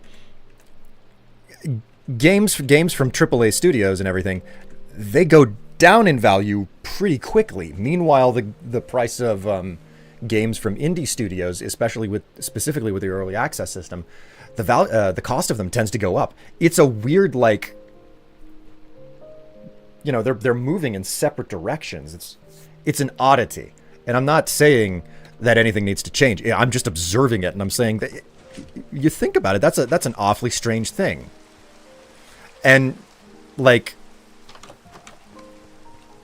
you know, with the size of production teams, you've got to charge more money out of the gate for a AAA game because of how many hands had to be paid to work on it.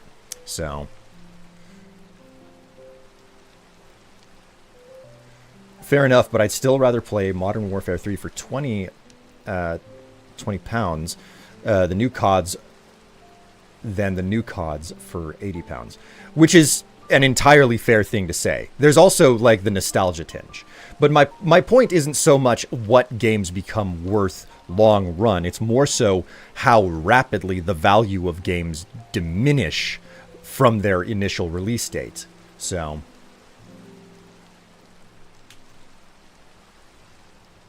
I typically tend to wait for games to go on sale, unless it's one I really want. And that's a pretty standard thing to do as well, you know?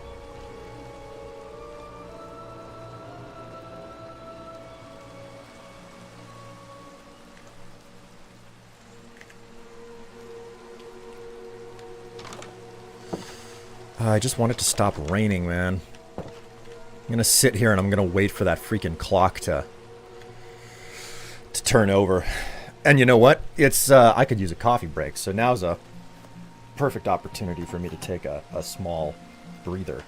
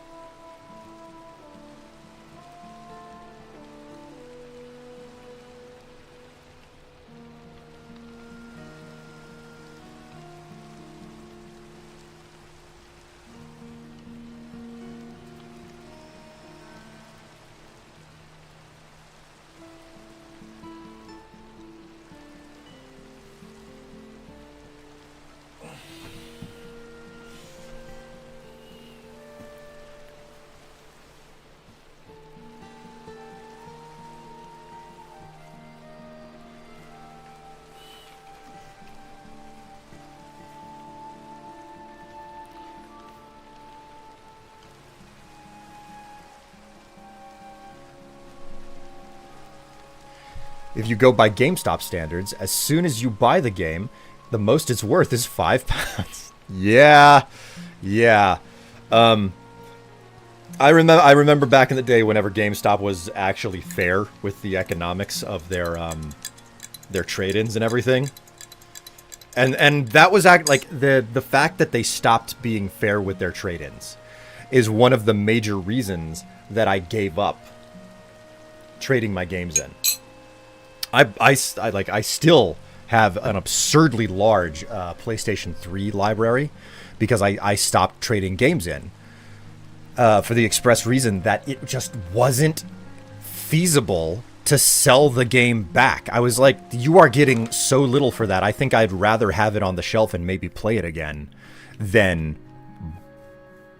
like than sell this thing back, because it was like back in the PlayStation 2 days, I remember specifically playing, like trading in PlayStation 2 games, and God, I think it. They games back then retailed for $50, and I remember that, like, if you were lucky, the game would, like, you might be able to get a trade-in value of like 25 for the game. Like, you could get some really, really good value returns. Like, you've got half a game there, you know?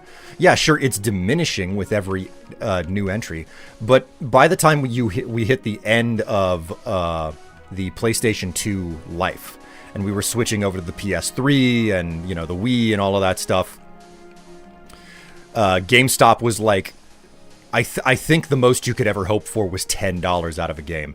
And I know that at that point in time, it had basically broken me. I was like, yeah, I'm not doing that anymore. I am only going to buy, I'm only going to buy the games that I want, and I'm never going to trade them back in. And I remember having to wait in line.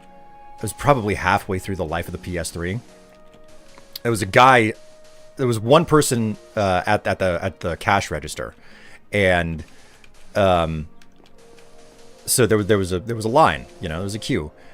And I'll never forget, just in that moment, because I had been out of the whole process of trading games in. I didn't know the value of what things were when you tried to trade them in. And this guy came in with a game. I remember that it was fairly new. What it was, I don't remember.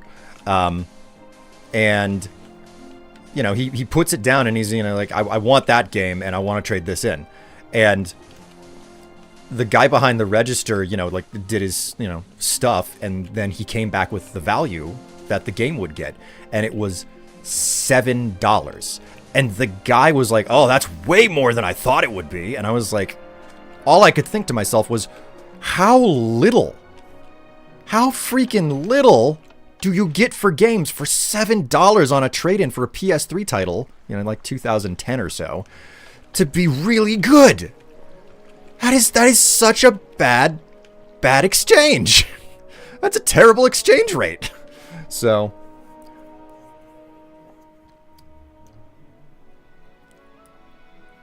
the bus ticket to get there is worth more than any 3 games you'd get. Yes.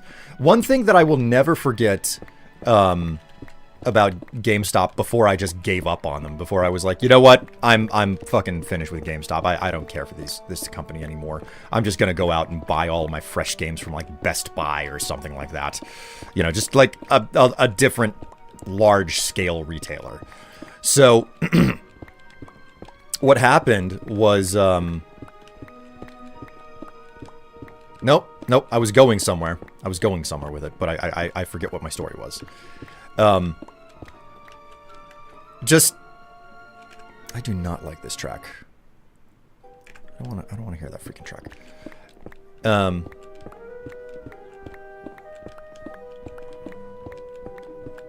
Oh, right. So the one thing that I was doing a whole lot whenever, like, that story of, like, the trade-in and the guy at the front of the line, you know. So what I remember during that time was that I was still taking heavy advantage of the fact that people were constantly trading their games in back then, and GameStop had to move stock. It was like they really needed to get stock out the door at least 4 times a year, you know, if not more. And what I will never forget is being like, man, so many of these games are much cheaper. You know, I'm getting them for a much better price than buying new.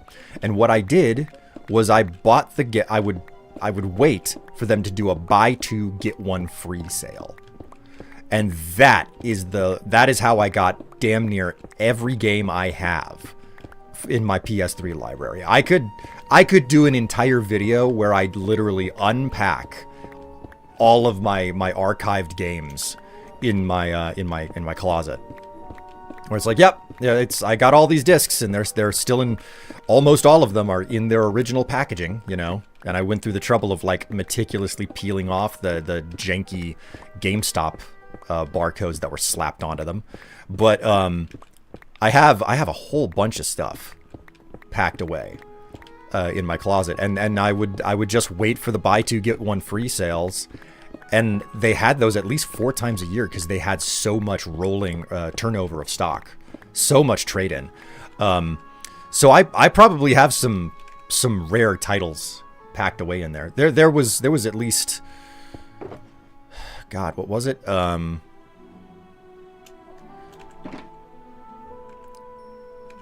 There was a game that like they eventually released it on PC, and I was surprised because I thought it was going to languish as a PlayStation 3 exclusive, which is now basically lost in defunct technology.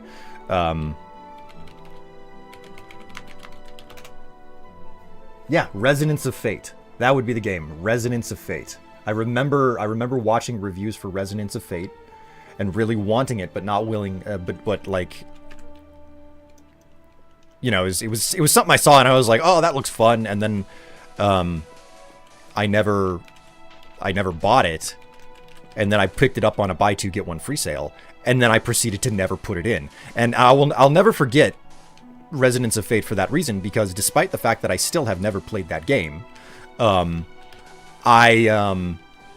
remember really wanting Resonance of Fate when it came out, and then I got it on the buy two get one free sale, and then after never putting it into the system to even launch the game, I realized I am wasting money at GameStop buying games I will never play. Like it was a version of I have so many Steam games, because I was already in that situation with Steam games.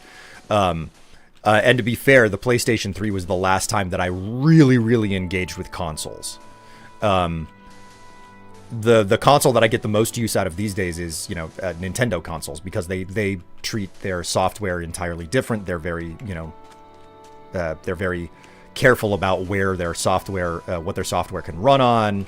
They don't, license it out to run on PC or any other of the consoles, etc. They've got an entirely different attitude about how they approach games and marketing and availability, which they can do because it's their own company. I know that it ruffles a lot of people the wrong way, but man, I like the PlayStation 3 was the last time that like there was a bunch of software coming out that I couldn't get anywhere other than the PlayStation 3. And I kept buying those games because I wanted to play all of them, and I ran out of time.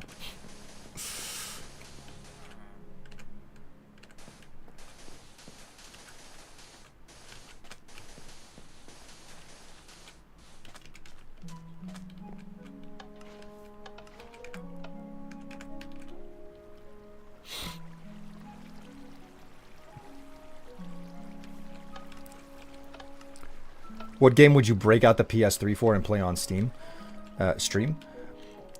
That's a good question. To be honest, like the most standout and memorable titles that I remember from the PlayStation 3, a lot of those have gotten the port treatment. They've gotten the remaster treatment to PC in some capacity. But of all the games that I know that are still stuck in, turmoil, that I would specifically play on stream would probably have to be Resistance Fall of Man. Resistance Fall of Man, I think, is a series of important shooter titles from the PlayStation 3 era. I have the whole trilogy. Killzone would be another one. Killzone and Resistance Fall of Man. There wasn't much past that. Resonance of Fate is on Steam with a 4K HD remaster. Yes, and that's like I specifically pointed that out. I said I like the reason I remember the story at all is because I saw that come to the PC in a very big surprise. So I do find the PS3, Xbox 360 era of gaming interesting. With the games that came out at the time and in recent years, we've been getting a resurfacing of those AA games, i.e. Evil West. Man, the PS3 era was the last era in which that we got a bunch of unique indie games that went to hard copy. You know, like shovelware has always been a thing on all games, game platforms. It's just a question of how cheap it is for people to get their hands on the games. And arguably these days, shovelware is a bigger problem because of digital distribution, making it much easier to just push junk out the door. But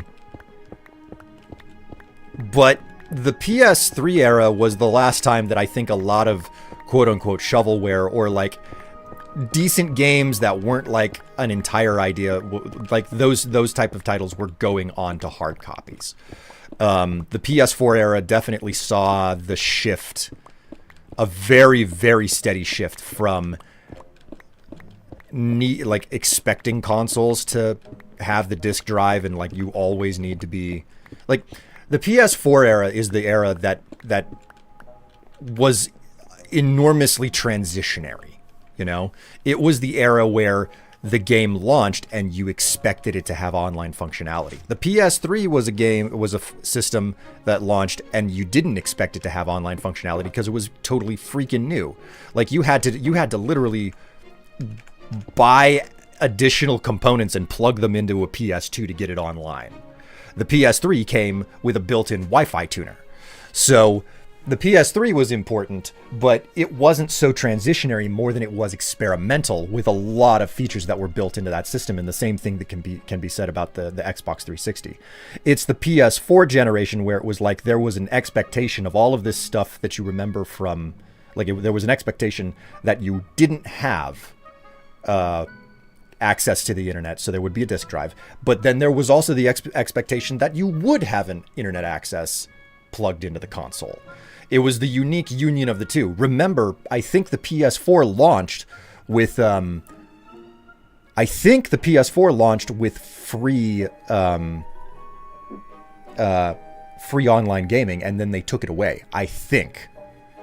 I might be wrong about that. They may have launched the PS4 with like paid online gaming, when online gaming was free with the PS3. Like you did not need to pay anything to play games online with the PS3.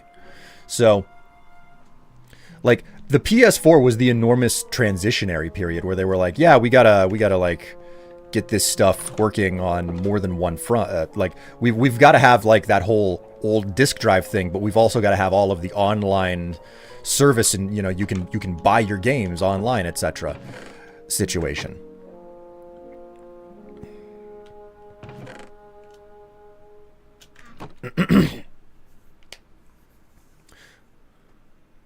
A lot of earlier PS4 games you could go online for free. Okay, yeah. Because like the PS4 is the first console that I've purchased where I've basically bought nothing for it. A handful of games. Before Sony changed their tune and they were like, before Sony changed their tune about like putting games on PC, I remember like I got a PS4 for a limited number of purposes. The first and most important reason that I got a PS4 was Bloodborne. And that's still something that's carrying me to this day. Like, yeah, if I want to go back and play Bloodborne, there's only one way to play it. It's on a fucking console, because they're insistent that they're not going to release it on PC. Wishful thinking that they would change that or turn it around. So I bought it for Bloodborne, and then I proceeded to play. There are only two other games that I remember specifically buying because I was like, it's a PlayStation exclusive, and that's Red Dead Redemption 2. And I also got Horizon Zero Dawn Complete Edition, which was okay. Like, I finished the main story of that, but I never finished the DLC because I was like, I don't know. Horizon Zero Dawn did not, like, wow me, you know?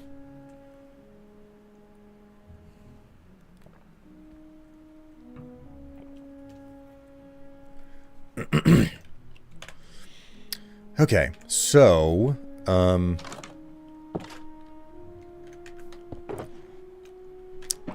I'd say that that's full enough. I'm not gonna craft anymore. We're gonna head back to I'm gonna head out to the solution tower with a bunch of this stuff, and I'm just gonna deposit it there, and we'll see what I can get done there.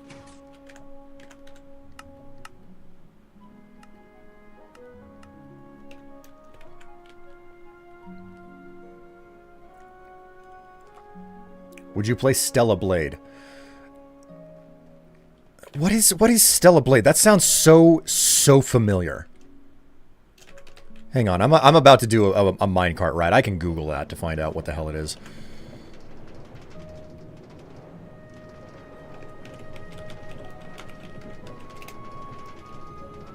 Oh, Stella Blade. I mean, I don't see anything wrong with it. I could probably play it. Honestly, I should probably play Nier Automata. Because that's a good one. Like, I've heard too many good things from people whose opinions I respect. Don't Starve popped off and got a sequel and merch. Wait. Don't Starve got a sequel? What was the sequel to Don't Starve? Merch, where 7 Days kind of abused the early access title for literally a decade before it hit full release. Yeah, the like 7 Days is a really good example of a game where early access is an abused feature. Nier is like a 200 to 300 hour journey. Oh my god. Oh jeez. I'll be honest, I only got ending A. Oh, Don't Starve Together. Oh my god, yeah, you're right. I forgot that was something different. I remember the developers of Don't Starve being like, we can't put multiplayer in because it was never meant for multiplayer. And then people kept demanding it so much that they were like, it would be foolish of us not to figure out how to make this happen. So they did, and they made it a separate title. So...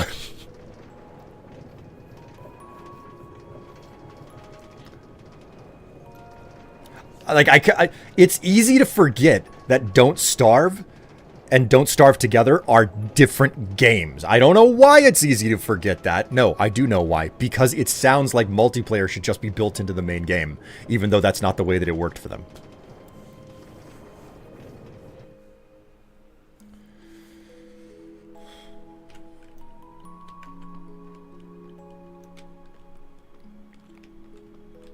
Alright, I gotta go to the Nether now.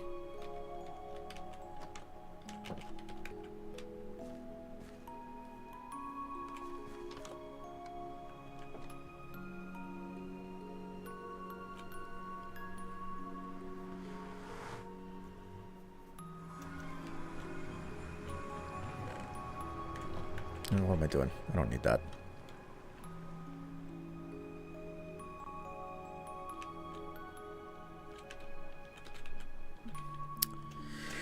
I really need to finish this freaking subway system.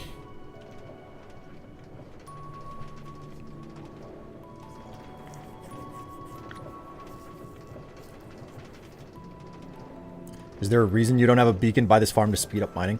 I should probably put a beacon next to it, but I'm just lazy. I'm lazy about getting another freaking beacon set up. Did they ever port over Heavenly Sword? Don't know. Heavenly Sword sounds familiar as well, but,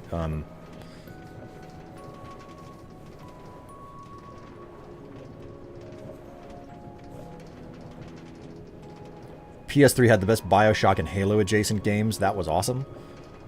There were, like, the PlayStation 3 era was the enormous explosion in, first-person shooter games.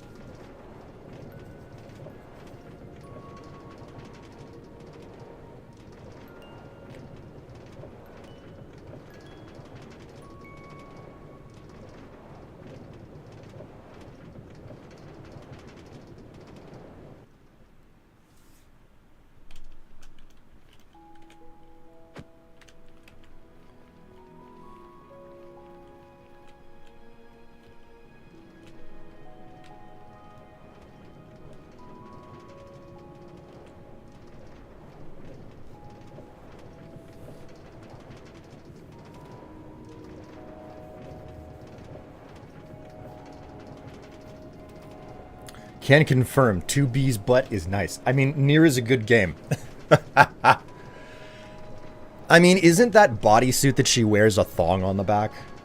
If I'm not mistaken. They never ported over Heavy Rain. Man, I remember being interested in Heavy Rain all those years ago, and I never did, you know? Hello, Ratchet. Do you want more kibble?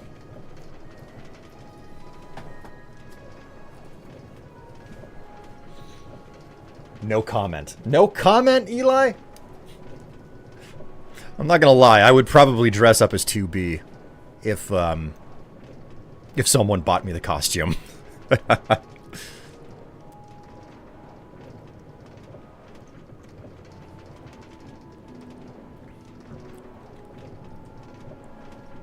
Although I do have to say one assured thing. Wearing a thong under a skirt makes no sense.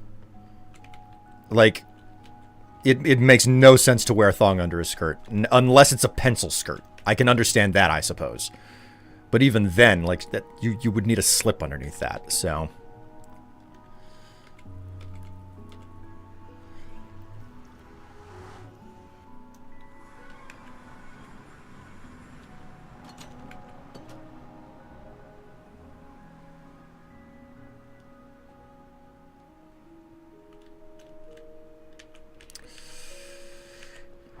I'm not interested in, like, actually putting these blocks down, so I'm just going to stash them up here. That should all be stone. There's the quartz chest. Cobble, cobble, cobble, cobble. My word. Oh, scusate.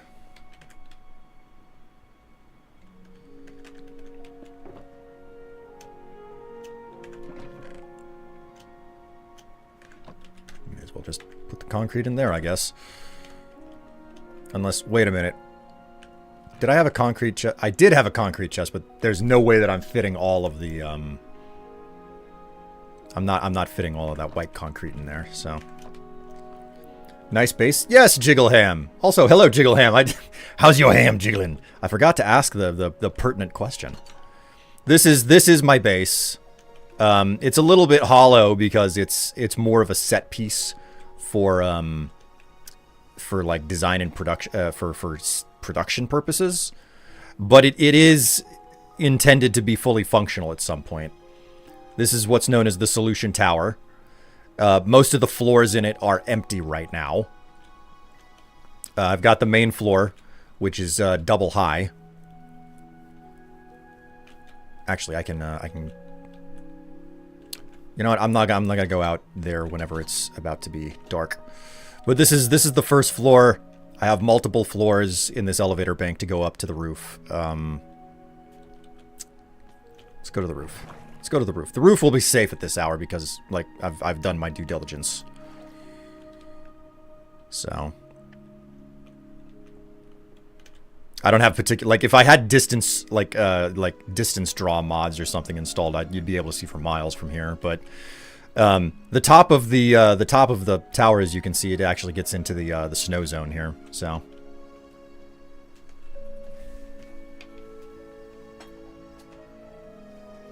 what's my cosplay size?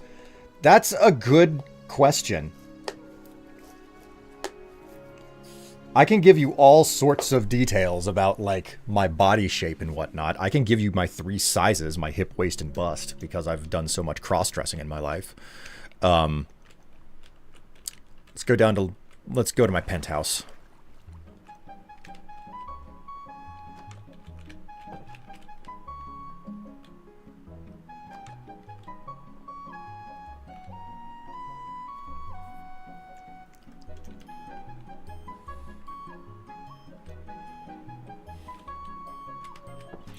This is the biggest surprise out of everything in Minecraft, in all honesty. Jiggleham?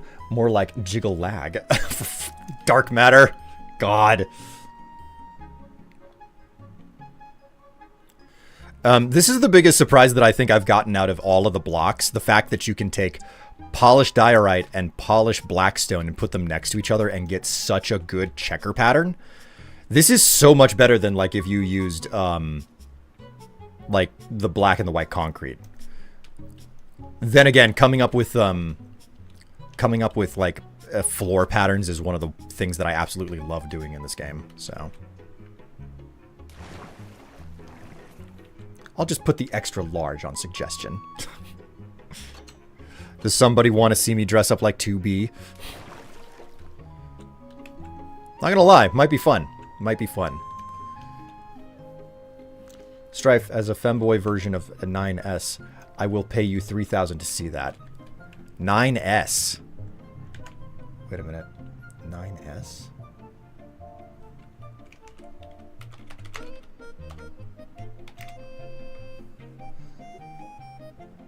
Oh. Oh. I, like, obviously 2B is the one that's, like, the most well-known, but yeah, 9S is familiar. 9S constantly shows up next to 2B all the time, so. Okay, I think I've got some scaffold here. So, we can take a look at the tower and everything from a bit further back here.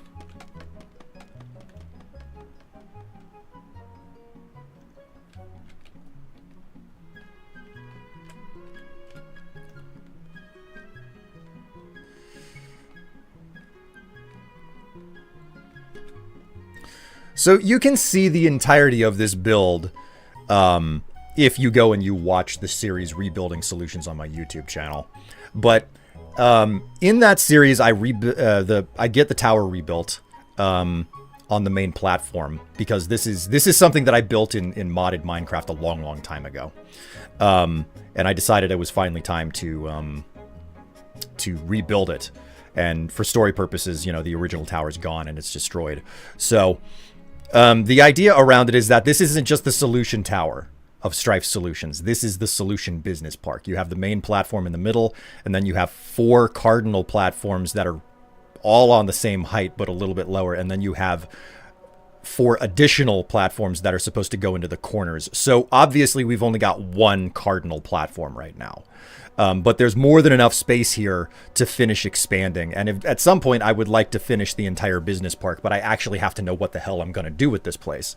And my intention is that in regards to the way that I build in Minecraft these days, I try to go out and build a new village and I center it around producing one particular type of block. So it's like, oh, if I want to build anything super sophisticated, I just have to get enough of that block, and I go to a specific location to get enough of that block. And then the warehouse that you saw me in came into creation, where it was like, I need a place to concentrate all of these sophisticated blocks. So.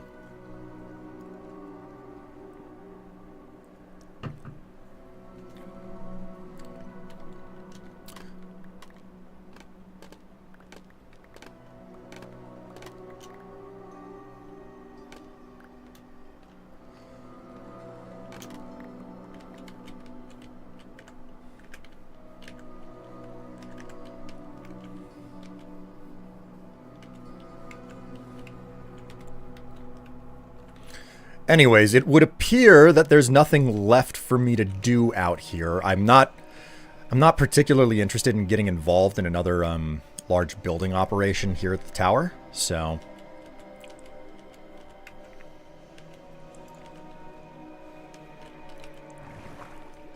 Is 9S really qualified as a femboy? Doesn't look like it to me. Of course, then again, I guess that's just me. The blindfold is sold separately.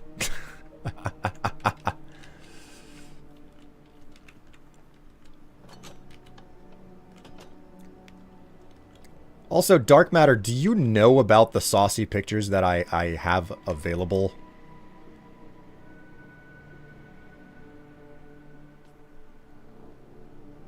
You could put him in a girly outfit and he would rock it.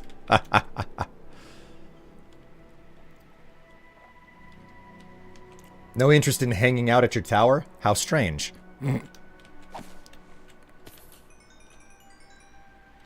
The outlying platform that, the platform that you see sitting out here is actually a hidden creeper farm. This whole platform is a ginormous creeper farm underneath, and it's funneling all of the mobs up into a drop chamber in the middle of the tower.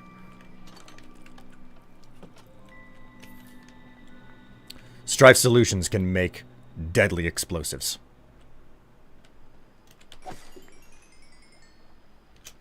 But yes, Dark Matter, do you know about like the saucy pictures that are available for you to view? You're farming creepers? That's bold. Farming creepers is remarkably easy if you build the correct infrastructure. It's just the size of my farm is just, it's insane. So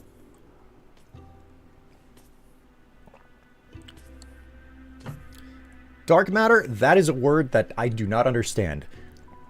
Yesent, Yesnt. I am uncertain of what to make of this. Strife Solutions, always ready for nuclear warfare.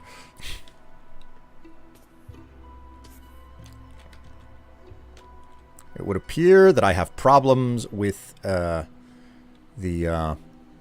what you call it, Enderman.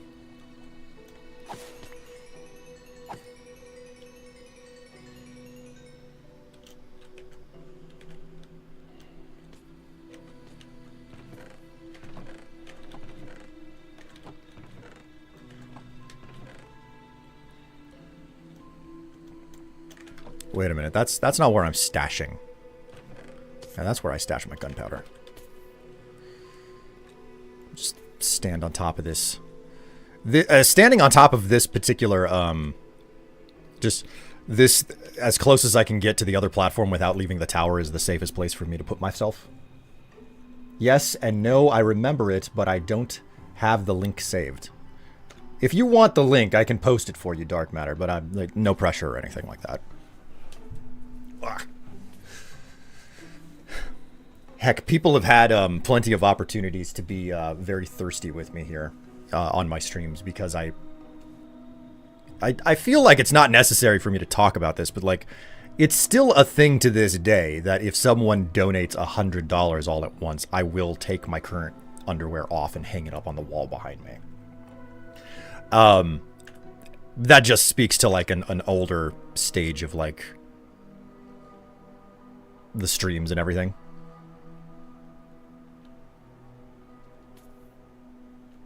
It's net slang for yes, but actually no.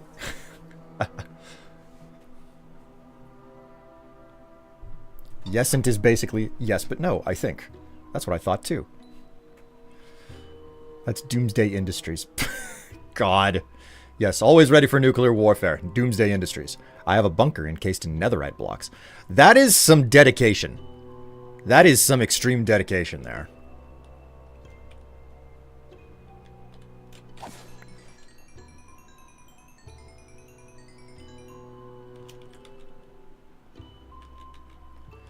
It'll take a bit for me to patch everything up here.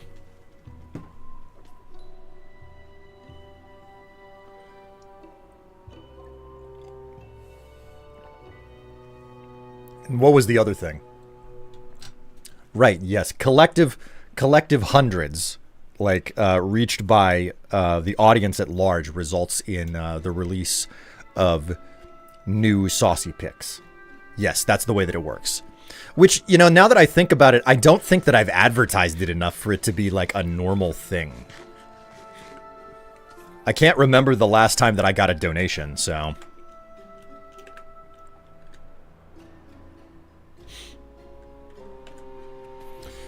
Netherite blocks are griefer-proof. Are they?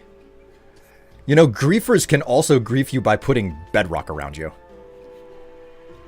Can't save the link now because at work. Good point. Good point. Yeah, probably me wearing, like, as little as I do in a bunch of those photographs probably isn't something that you should be looking at work. Unless you work in the porn industry, I guess. Where's your netherite bunker? Believe it or not, I do not, I don't have a whole bunch of netherite.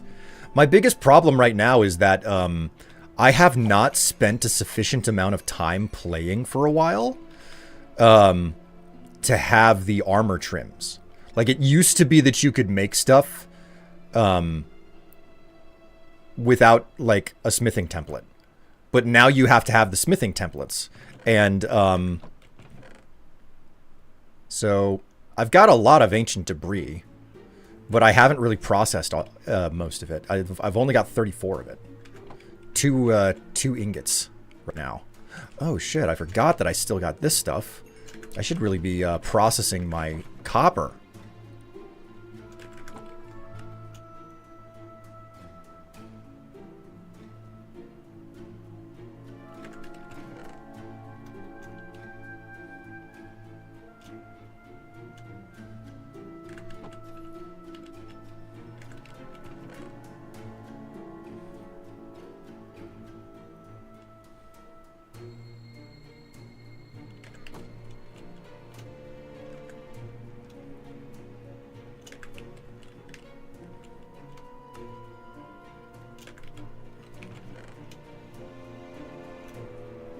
William, are you shilling again? Goggles, if I'm not shilling, then I'm not doing my job. You gotta hustle at this type of job. Also, greetings and hello.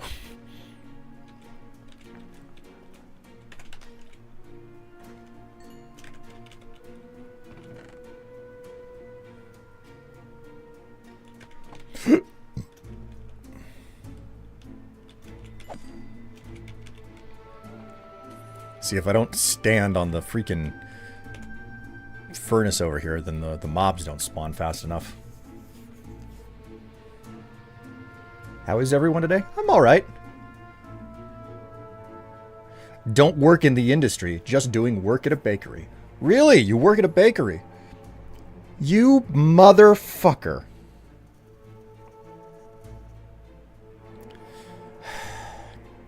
The housefly that was wandering around in my office just landed in my coffee.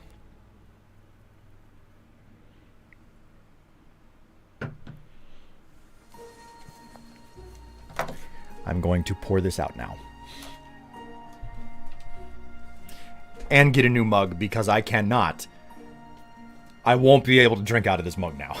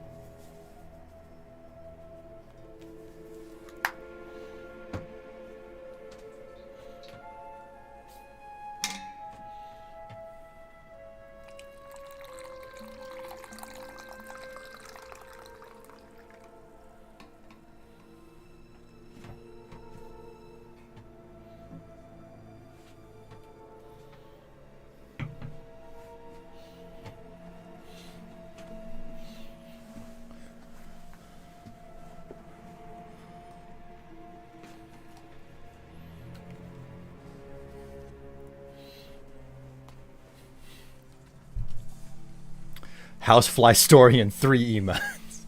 Eli. Hello, gamer boy. How you doing? Welcome to the stream.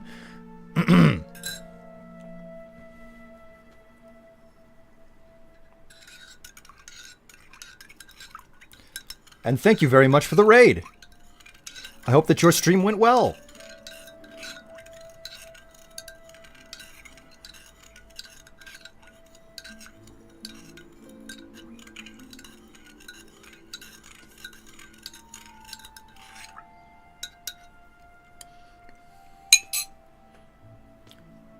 The fly sacrificed itself for socialism. Yeah, our coffee comrade.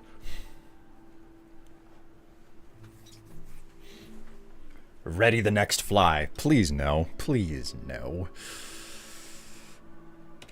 Is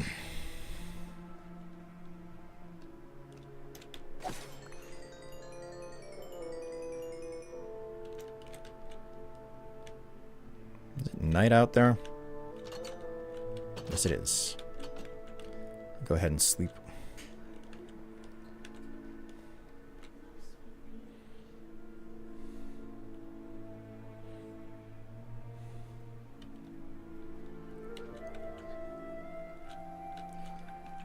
What would a femboy version of 9S look like? Like, as a statement, I'm just confused about what that would be. Hello, Chad N.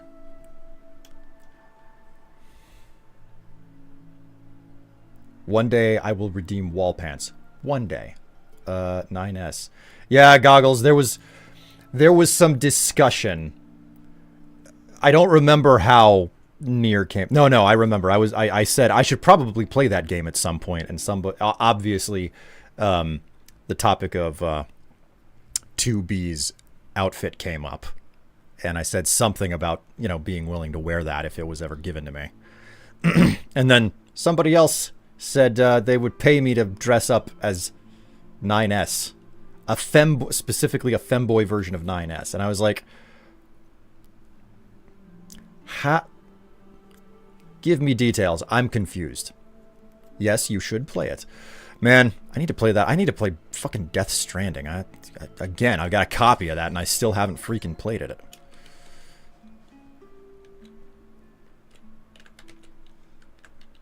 Is there any, like, experience just loaded into this? Not really.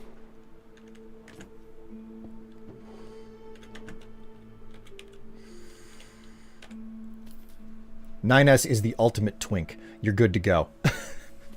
I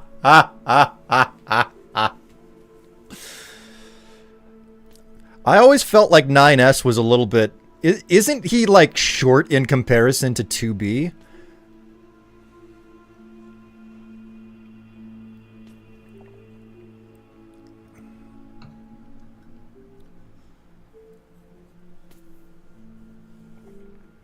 How exactly would I...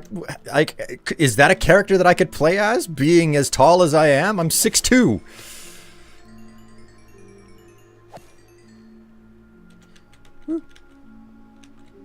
Okay, I think my equipment is, like, repaired enough at this point that I don't need to go any further.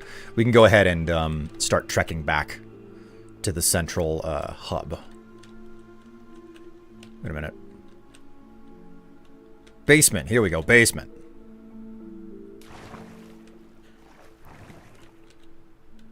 Yeah, but she's wearing heels. Oh. Yes, do it. Dark Matter, you mentioned money, okay? I like money. I have to ask if you would throw down, or if you were just, if that's just hyperbole that you were tossing back and forth.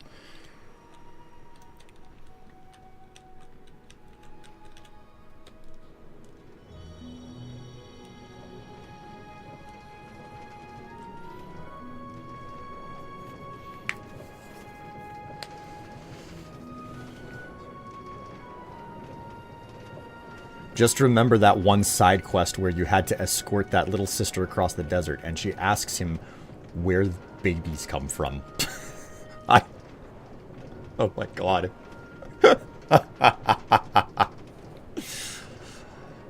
Oh, that's an awkward question, and seeing the way that characters handle awkward questions is always fun. It's lovely.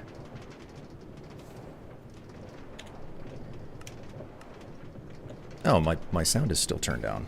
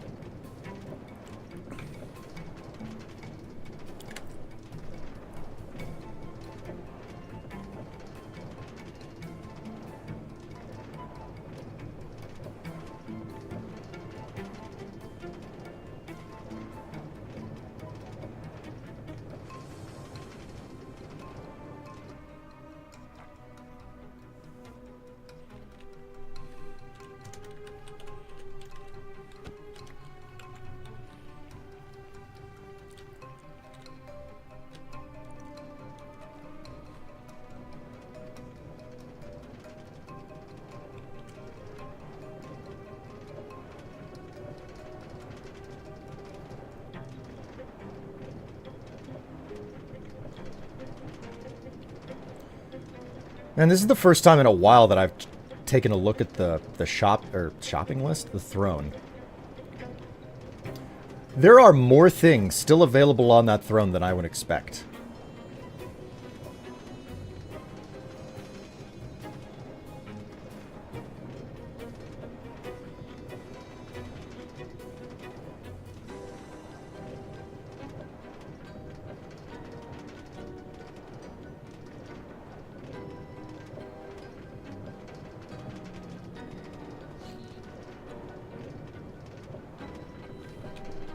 What shenanigans are going on here?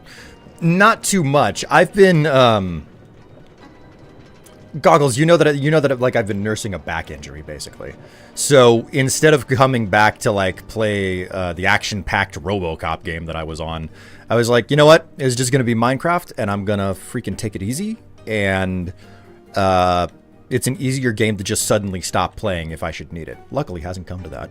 So I've just been, you know, casually collecting blocks for my storage system. You finished RoboCop.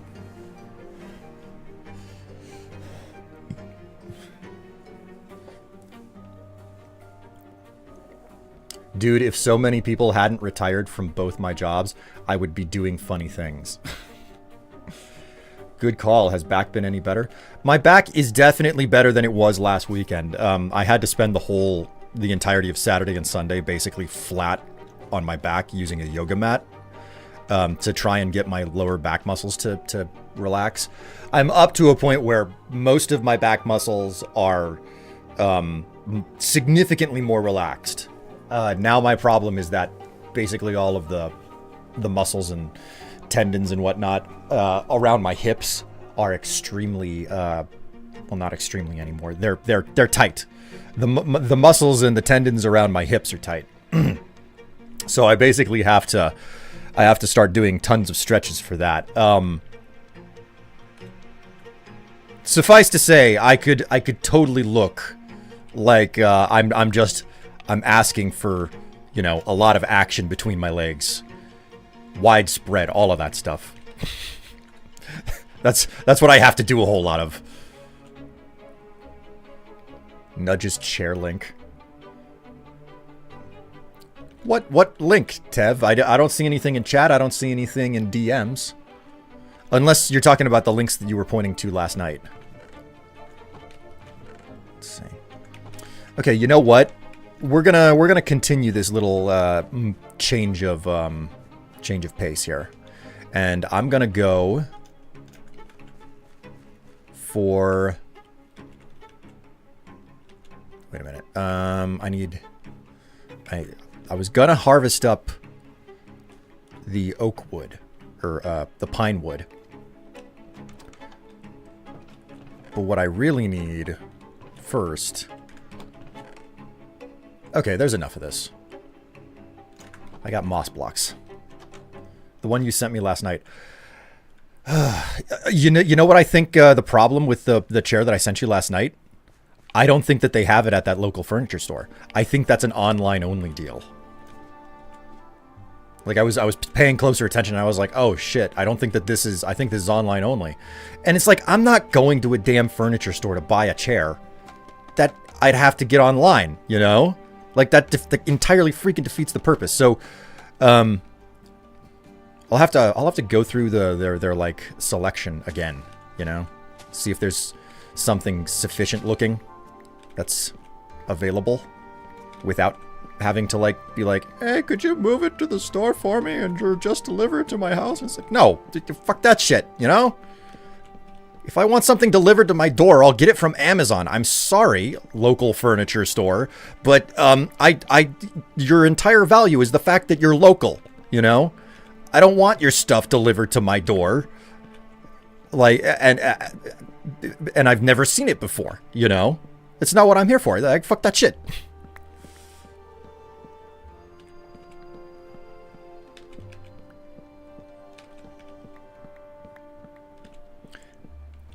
Anyways, chat, never let it be said that I won't wear some absolutely ridiculous costumes, no matter how revealing or suggestive they are, if you're not for the right money. Specifically for the right money. Because shame is a sensation that I do not have.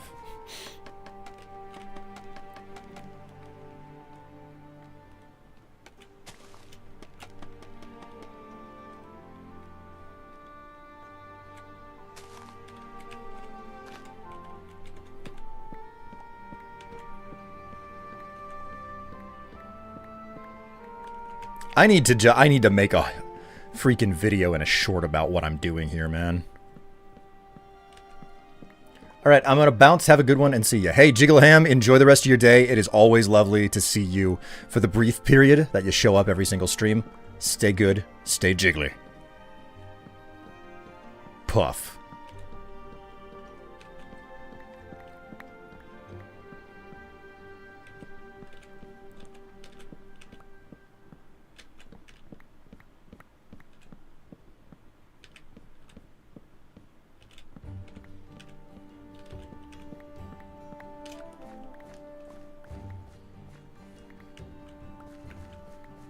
Oh, Tev. Did you see the message that I sent to you just before you did the link thing for me?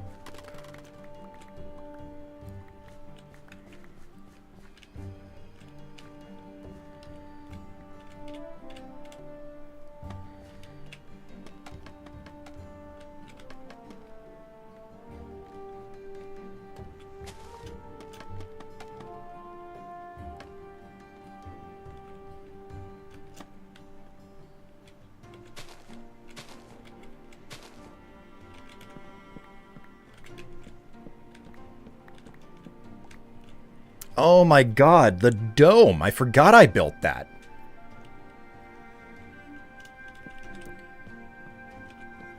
You did? Okay, yeah. So, like, that's a good idea for an emote, Tev. Like, someone came up with that and was like, oh, that would make... Because, you know, Harker was, like, hanging out back here next to the dresser. And, he was doing the vampire. I went and I, like, zoomed in on him and showed chat.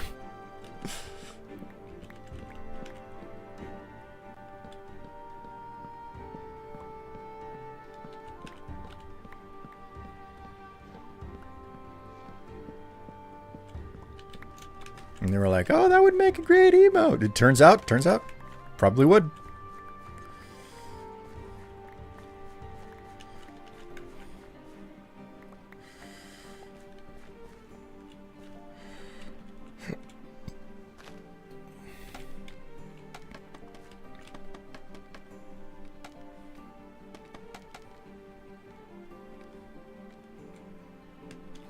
Alright, we found the top of the tree again.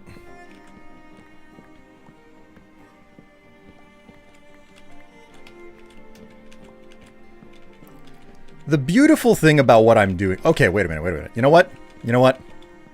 I'm killing many birds with a single action here. But chat, I want to know if you can guess what it is that I'm up to right now. I know Tev knows what I'm up to. She should know it. Whether she remembers or not is another story. So Tev, you're exempt from this question. I want to hear chat's opinion.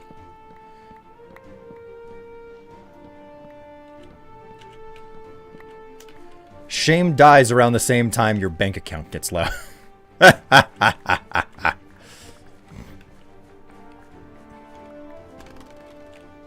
Charcoal or smelting things? No.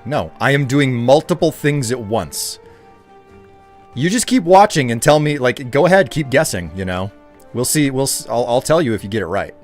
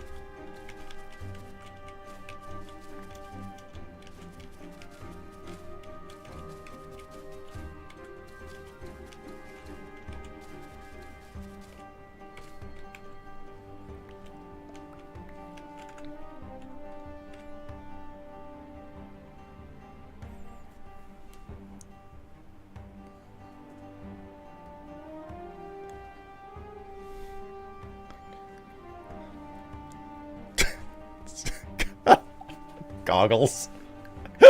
That thing you sent me. I'm jiggly puff and it's about to get jiggly rough. God. Fucking hell. Making dirt again. No. Believe it or not. Like, you're right about that, but you're not perfect on it.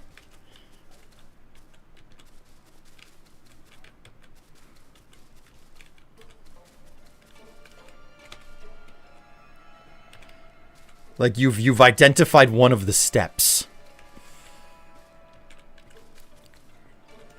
You're working your hard wood to dust. Listen, I hope that I never work my hard wood to dust. I really like having hard wood, and I don't want it to be dust.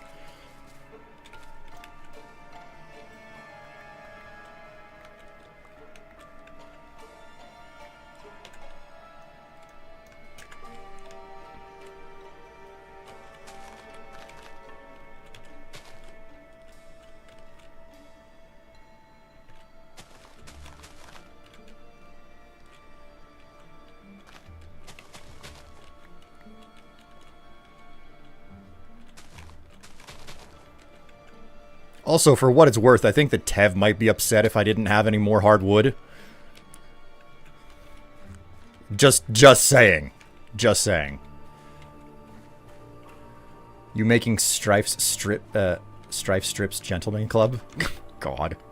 Strife Strips Gentleman Club.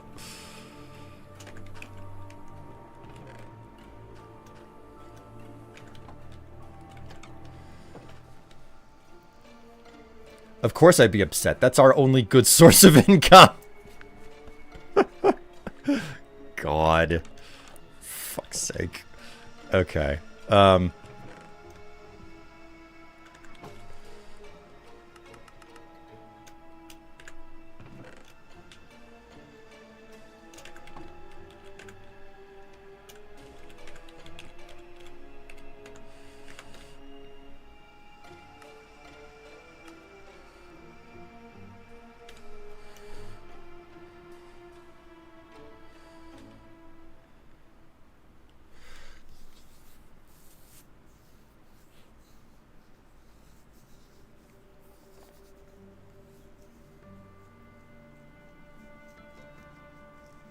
Eco-terrorism? Believe it or not, the exact opposite of it. I'm doing this in I'm doing something very renewable. You never answered the question about wardens. Have you discovered any of them in your world yet or not? No, we have not discovered wardens because we haven't found an ancient city.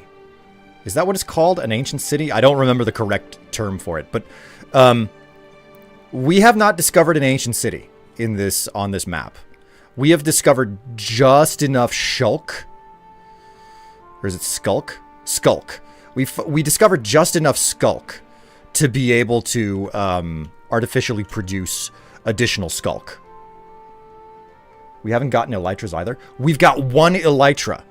One singular elytra we have. I believe it is left in a chest in the basement of the Church of the Holy End.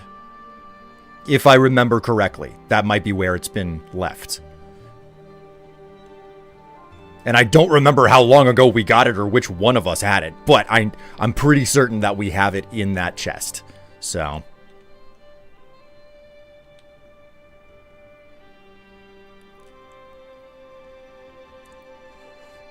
technically, you don't need a city to summon a warden.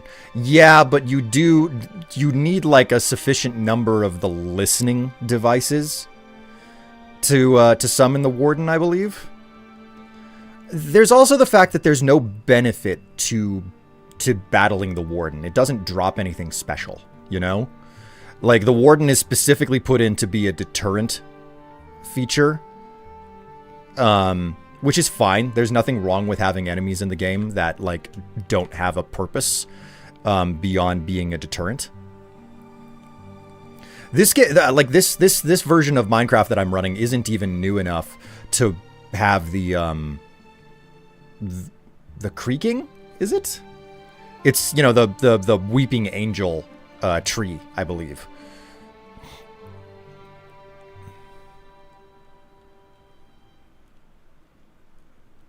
It does drop the Skulk Catalyst, but that's about it. Yeah, but the Skulk Catalyst can be just found as well. So Warden is the coolest and most useless boss. Yeah, pretty much. You are getting to the core of it. I'm fine with there being mobs in this game that you don't need to farm, frankly. I think that it's good for there to be a balance and a mix between mobs that you want to farm and mobs that you just don't want to ever have to deal with because they have no use beyond being an obstacle to you. So, right, I need to actually deposit this dirt for it to mean anything.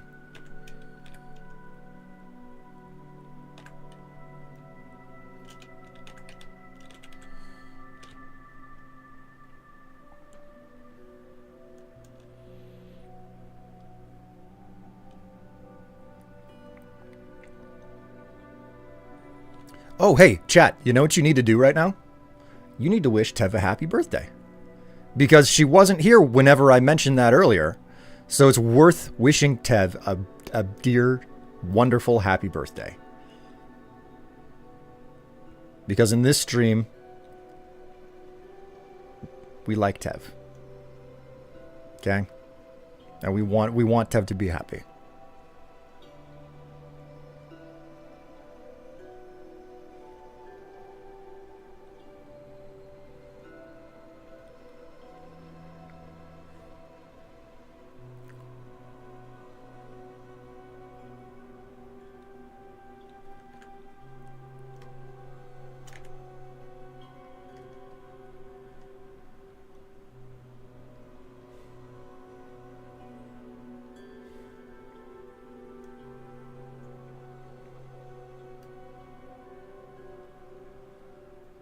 Gotta go to work. See you all later. Hey, Cortex, have a good day at work, if such a thing can actually come to pass.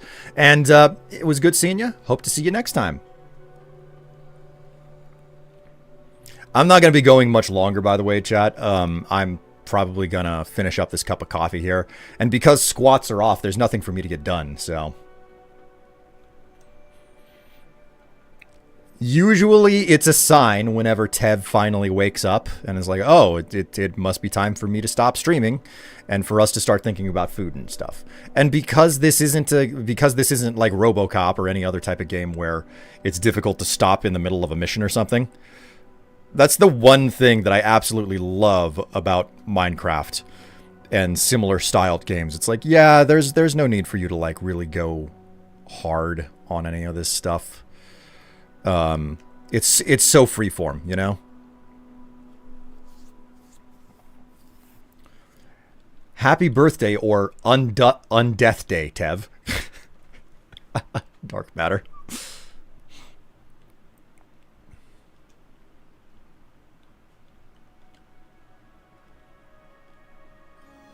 All right, almost there.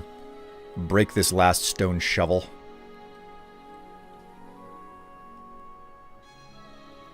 There we go.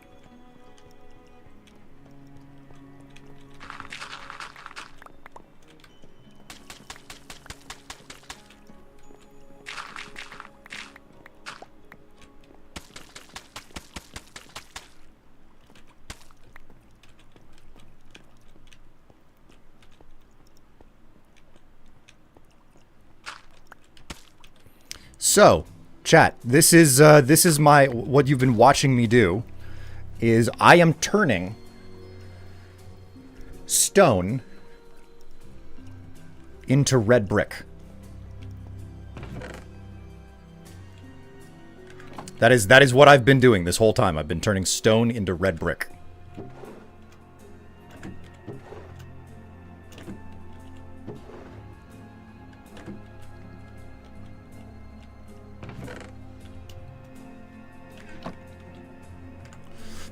Also, Warden's sonic attack peeled me like a fresh, hot monkey bread when I challenged it to a fight with enchanted iron armor. Wow. Wow. Jeez. It peeled you like fresh, hot monkey bread. I didn't know that fresh, hot monkey bread would peel. That is interesting to learn, Dark Matter, because I didn't know that. Like you're doing baking and stuff, so. Oh, you peel it apart. All right, you know what? Well, you've got my attention here. Oh, right, near 9S.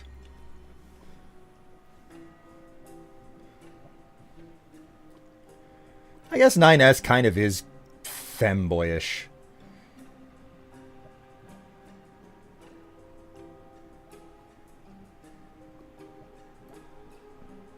Yeah, I can understand that statement now. I forgot that I had that tab open. All right, so we want monkey bread.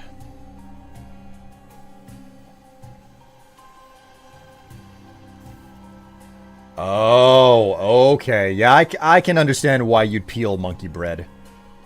I can understand. That makes a lot of sense now. I think one of the best and most exceptional things about clay, like, it is possible now to make clay and terracotta and red brick from nothing. Like, that is an infinitely renewable resource now. Did you guys know that it was infinitely renewable? Like clay and stone?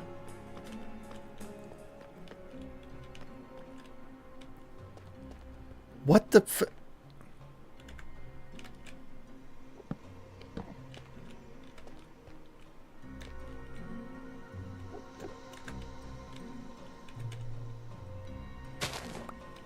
What happened to the freaking cactus?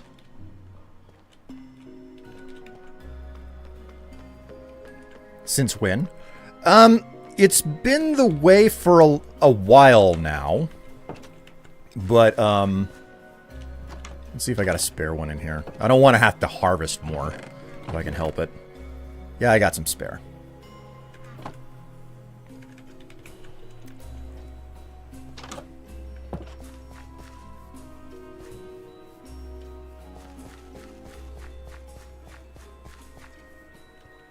What am I doing?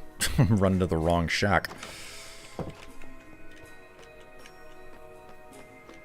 I'm way out of the Minecraft loop. There's nothing wrong with that either, you know? It's a deeply complex game at this point. Oh, that's right. I just slapped in a whole bunch of, like, mushrooms. I think this is the line that's ultimately going to go to the solution tower at some point.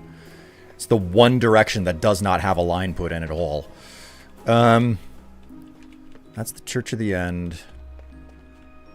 That goes to Side Shale, and it stops at Side Shale. Yeah, okay, so...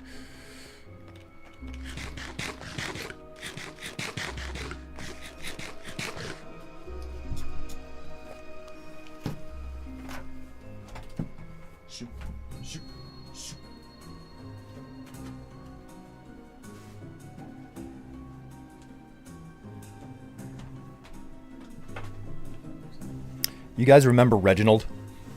The skeleton?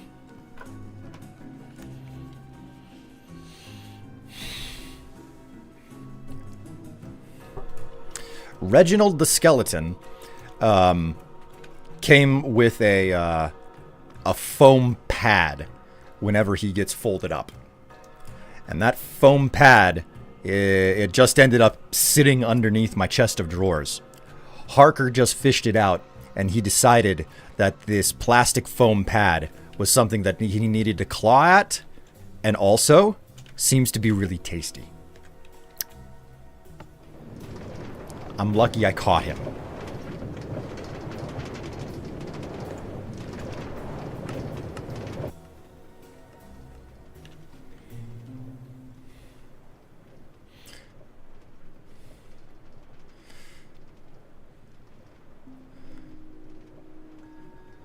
Some of the new boss mobs in Minecraft are really cool. They are. They really are. Harker's disappointed. His new tasty plastic foam pad is missing. No, I'm used to the old Minecraft habits from the old games to look for clay near bodies of water. Yeah, clay is now exceedingly common. Like, if you need clay, just go to a swamp. It is littered all over swamps, and some of the swamp biomes can get extremely big. So they did that. And then after they changed that biome generation rule, they made clay renewable with dripstone. After they added mud. So basically, you can take stone, which is a renewable resource because you can make a cobblestone generator and you can make just a stone generator. So you take a stone generator or a cobblestone generator. Well, okay, let's say that you do a cobblestone generator. That's easier and faster. You make a cobblestone generator, you collect up a whole bunch of cobblestone. Okay, you finish with that. Load the cobblestone into a furnace. Okay, you turn it into stone. You take the stone out of the furnace, and then you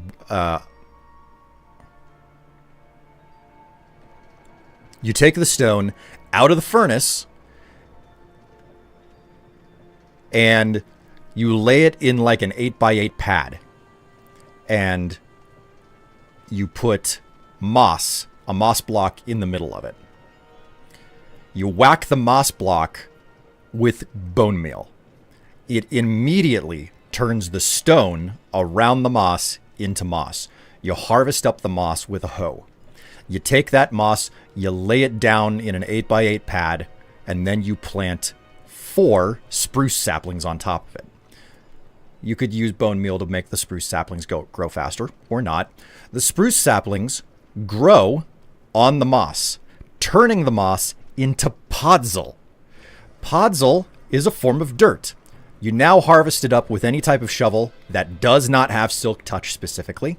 It turns into just normal dirt. You put down the normal dirt, and you right-click it with a water bottle. It turns it into mud. You take the mud, you put it on a block that has dripstone hanging underneath it. The dirt will then turn into clay.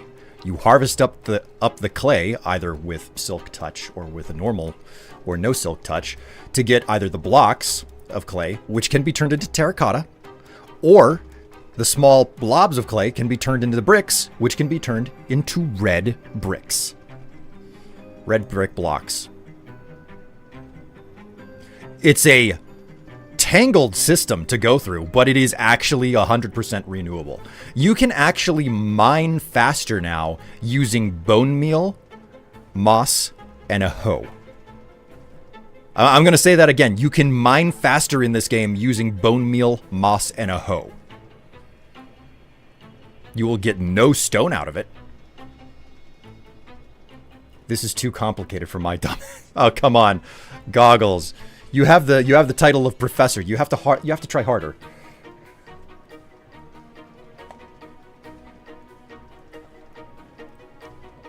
Now if they just give us a way to renew sand and gravel, I very much so feel the same.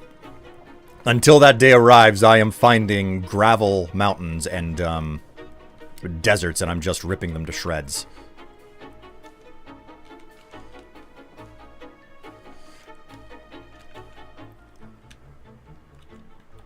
So here we are, okay?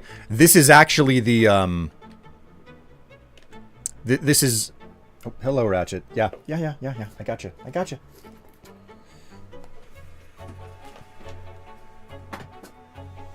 Dude, you literally blew my mind. I gotta make a farm. and automate it.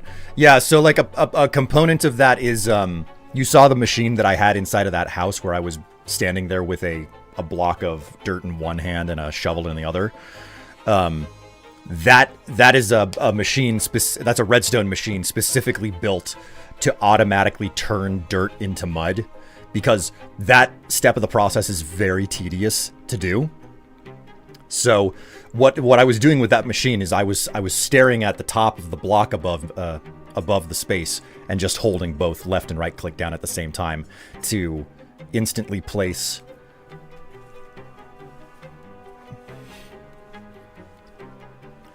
Goggles getting called out. So what I was doing was literally just holding left and right click down to both place blocks and harvest them up as fast as possible. Now look at this. You could always go with a cobblestone generator, but it's possible to make a stone generator and use a silk touch pick.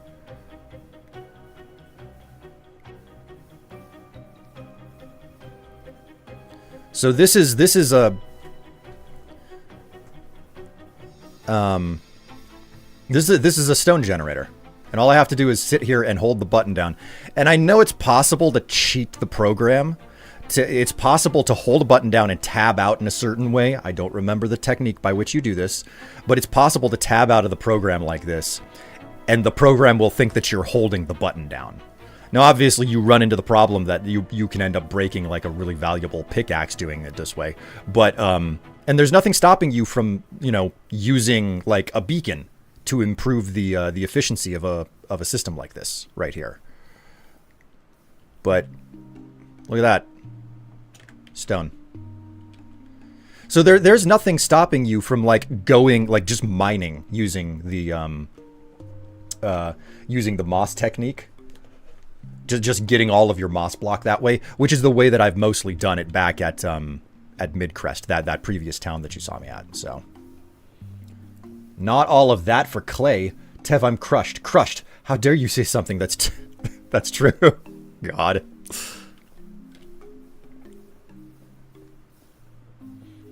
Just like making infinite lava generation using one lava bucket and dripstone.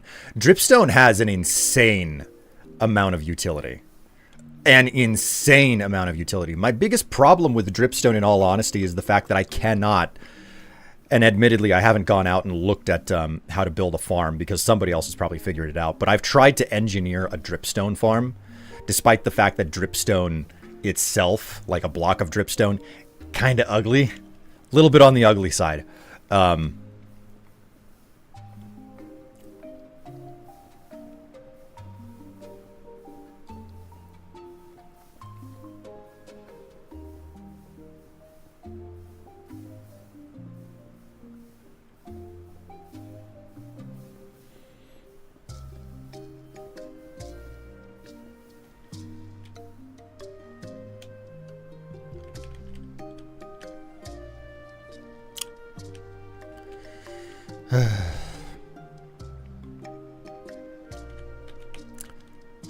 I really do like the way that the underside of Crossroads looks with like the devastation that's been left in place. Speaking of Crossroads, I haven't looked around here in a hot minute.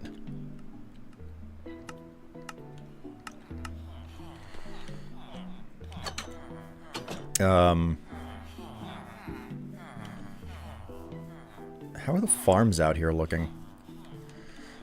And the crazy part is that I've still got space to build 2 more farms here at Crossroads. Like these banks of trees over here and over there are they're perfectly fine to come out. I don't need to keep them. Hey, Disc, how you doing?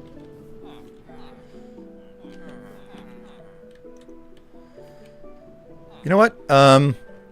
Let's whack a stick into my hand here, and let's go ahead and just harvest up a whole bunch of this stuff. Hey, hey Tevla, I've got a question for you.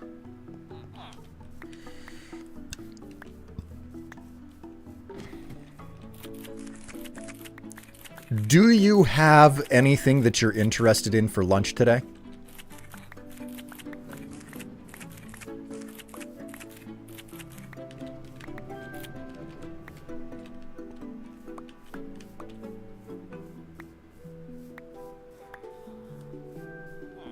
Oof. Game's kind of chugging a little bit on me.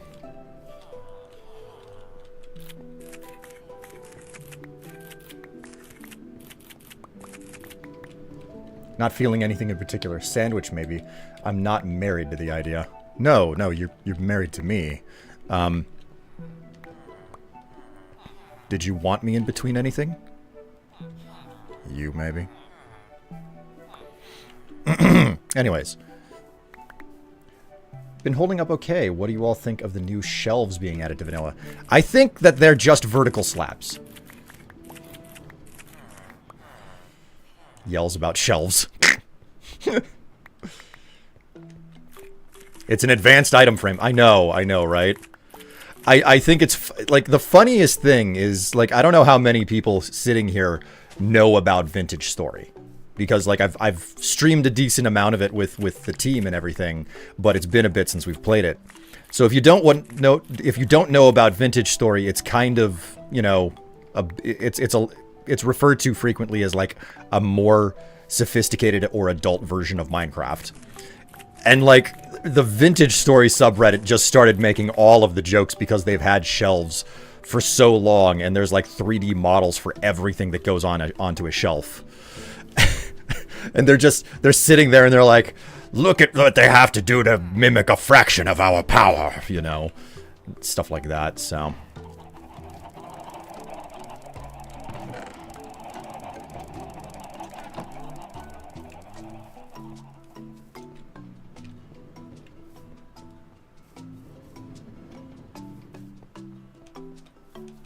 You can swap individual items when not powered. Really? Like, I don't know much about the new system that they've built, you know? Or what they're doing with it. I just know that the system exists, you know?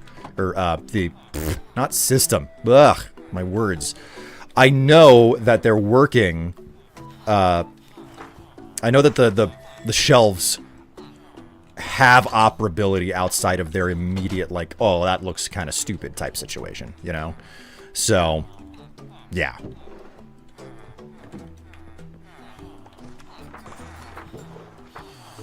Alright, let's go talk to a butcher. There we go. Hey there, buddy.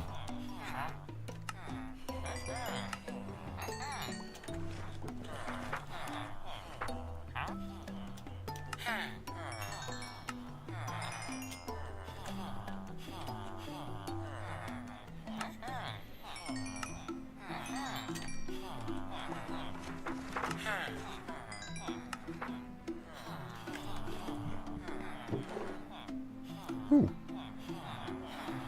A bunch of extra berries here.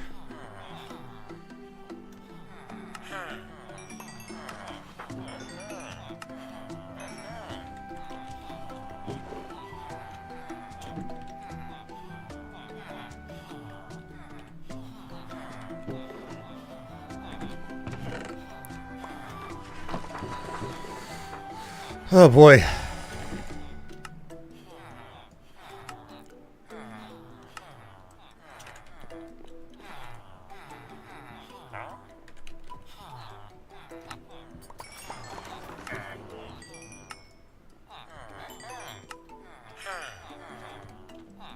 Oh my god, he takes so much of this stuff. Okay. I need to set up a freaking autocrafter. I think autocrafters are in this version of Minecraft that I'm running here.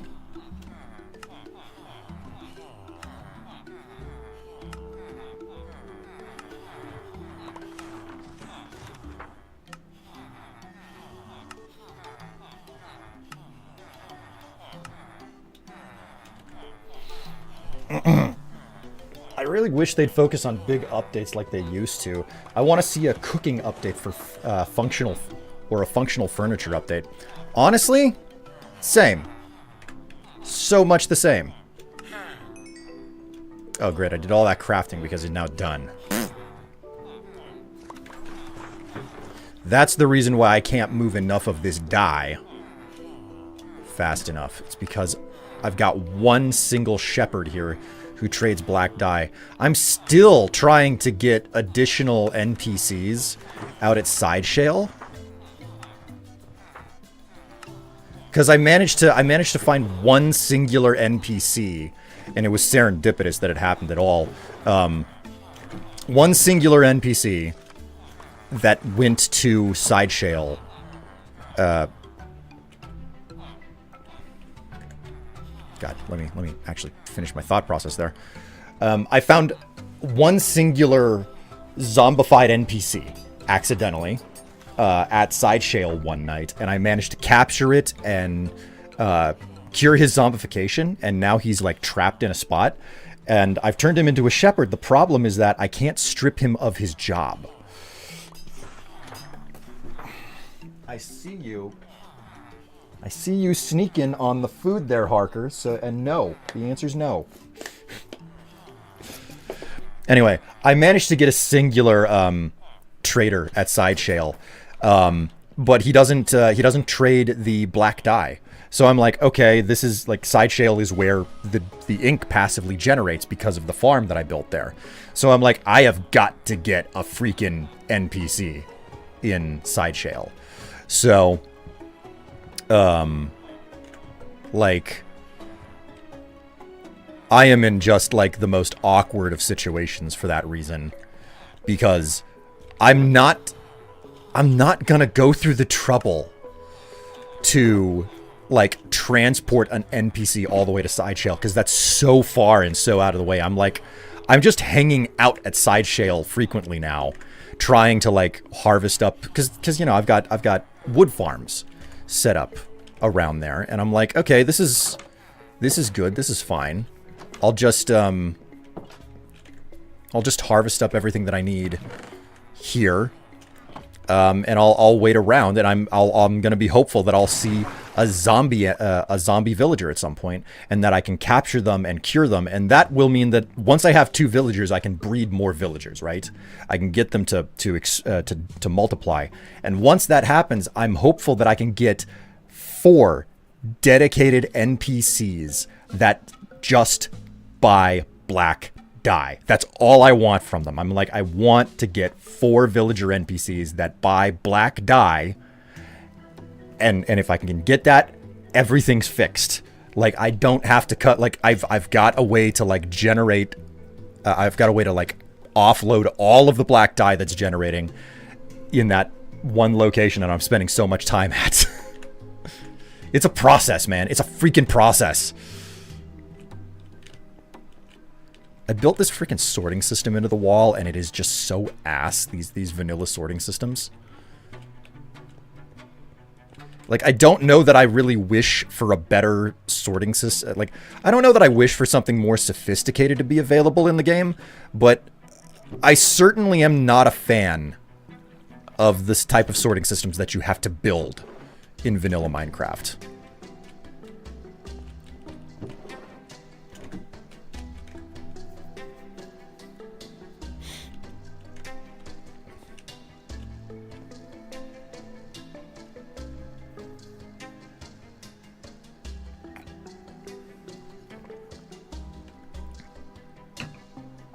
Okay, friend nerds.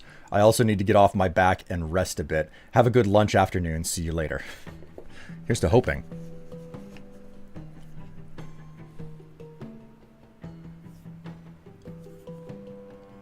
With an item frame, you have to punch the item out, right-click the item, and then pick up the dropped item. With the shelves, you can have 3 items in the same block that you can right-click to swap in and out of the shelf for multiple tools. I'm happy for the utility of it, you know? I'm happy for the utility of it.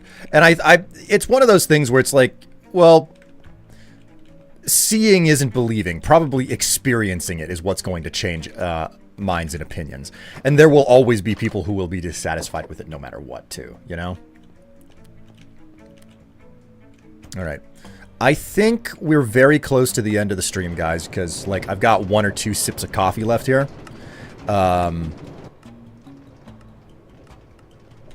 So what I'm going to do is I'm going to get myself back to Sideshell, and we're probably going to close up.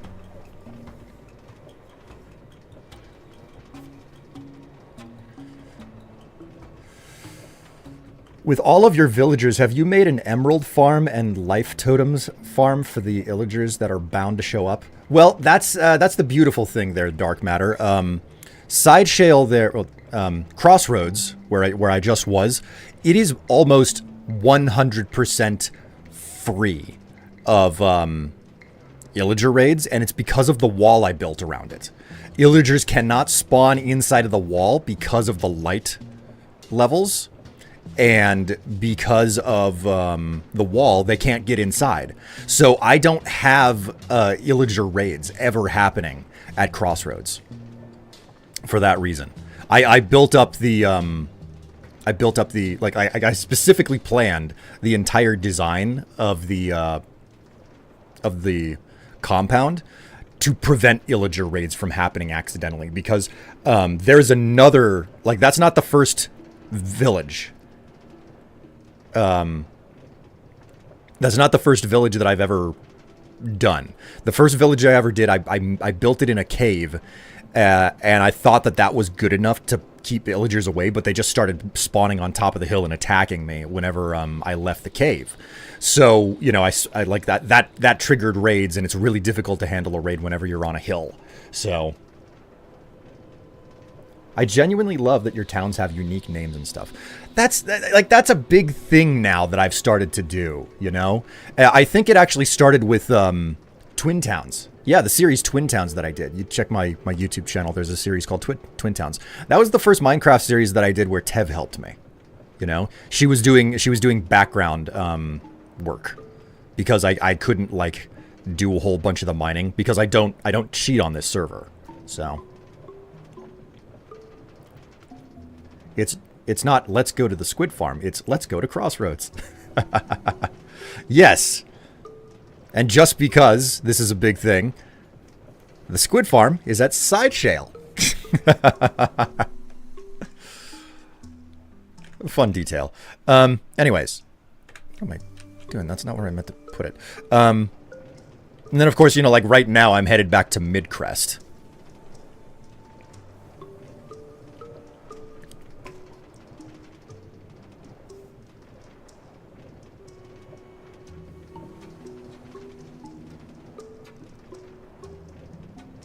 I couldn't recall the name Sideshell. And that's just it. Like, you're not gonna remember these things unless I'm, like, making shows and series and whatnot and showing the locations off. And it's like, yeah, you get that nice wide shot showing off the location. And then you see the interaction between characters and stuff at the location. So that, like, you see one image and you're like, oh, I recognize that location. And maybe there's a title where it's like, hey, this is the name of the place. And you start to remember it. You become familiar with it through the production of media and whatnot. And that's a big part of why I name them as well, because the places are supposed to make sense in a storytelling manner. And places need names whenever you're doing storytelling with them. Trying to it's a step removed to remember where the farms are. It's a little bit like Tev's Manor, which frankly, Tev's Manor needs a name. Now that I think about it, Tev's Manor could absolutely use a name, because calling it Tev's Manor is fine. There's nothing wrong with that.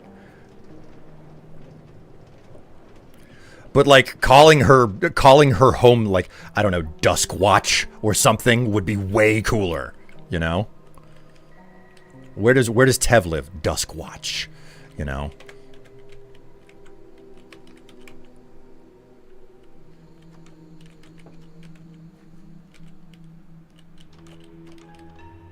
Okay. Before I make the enormous mistake of, like, running off to another location and being like, oh, this is really cool too, you need to look at it, you know, I am going to stop streaming. I will do one final thing before then, though, and I'm going to check the,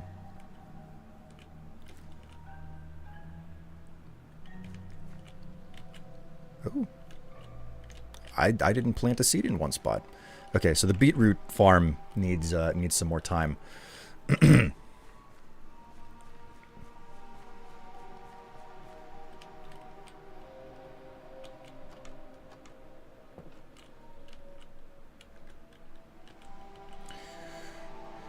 Do you have any opinions on the added ability to make mine carts launch off the end of rails now?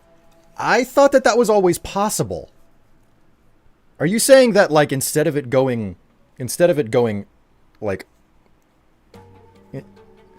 if I'm getting this right, like, it previously used to be that the minecart would go off and then it would immediately drop down, right?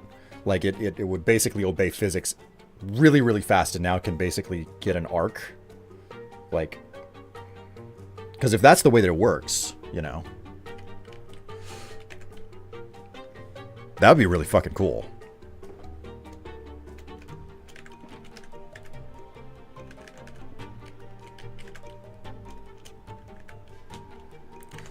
Oh, okay, so, chat. Let me go ahead and fix the camera a bit here. The addition of arcing. That's cool. I didn't know that they did that. That is news to me. That is news to me. Tev lives in Fort Red Tides, right across the town of Redwater Reach, based storytelling and world building in a story. Why is the water red? Some would say. Trust me, if the water could be red in Minecraft, if you could tint and color the water, I would be doing that in some locations of the map. My God. Okay, so disconnect, back, quit, save -all. Okay, server world is saved. Shut it down. Cool. Oh, chat. Thank you so much for watching. Thank you so much for coming along for the ride with me. You know, it was absolutely lovely to play a bit of just easy and chill Minecraft. I haven't gotten back to Minecraft in too long, and working on this world means so much to me, you know? They should add red algae to Minecraft. Oh, man. Oh, next time you see me, I should be better shaven, hopefully. But chat, you've been a wonderful and a lovely audience. You never know. You might get another stream from me over the weekend, but I'm definitely not promising anything. You guys, take care of yourselves, okay? Wish they would bring the cauldron functionalities from Bedrock back to Java. Cauldrons are actually OP in Bedrock. Okay, I'm not going to ask questions because I got to stop streaming. Chat, take care of yourselves, take care of each other, stay happy, stay healthy, and I will see you on Monday for more stream. What game? I'm not entirely certain, but I'll see you then. Catch you later.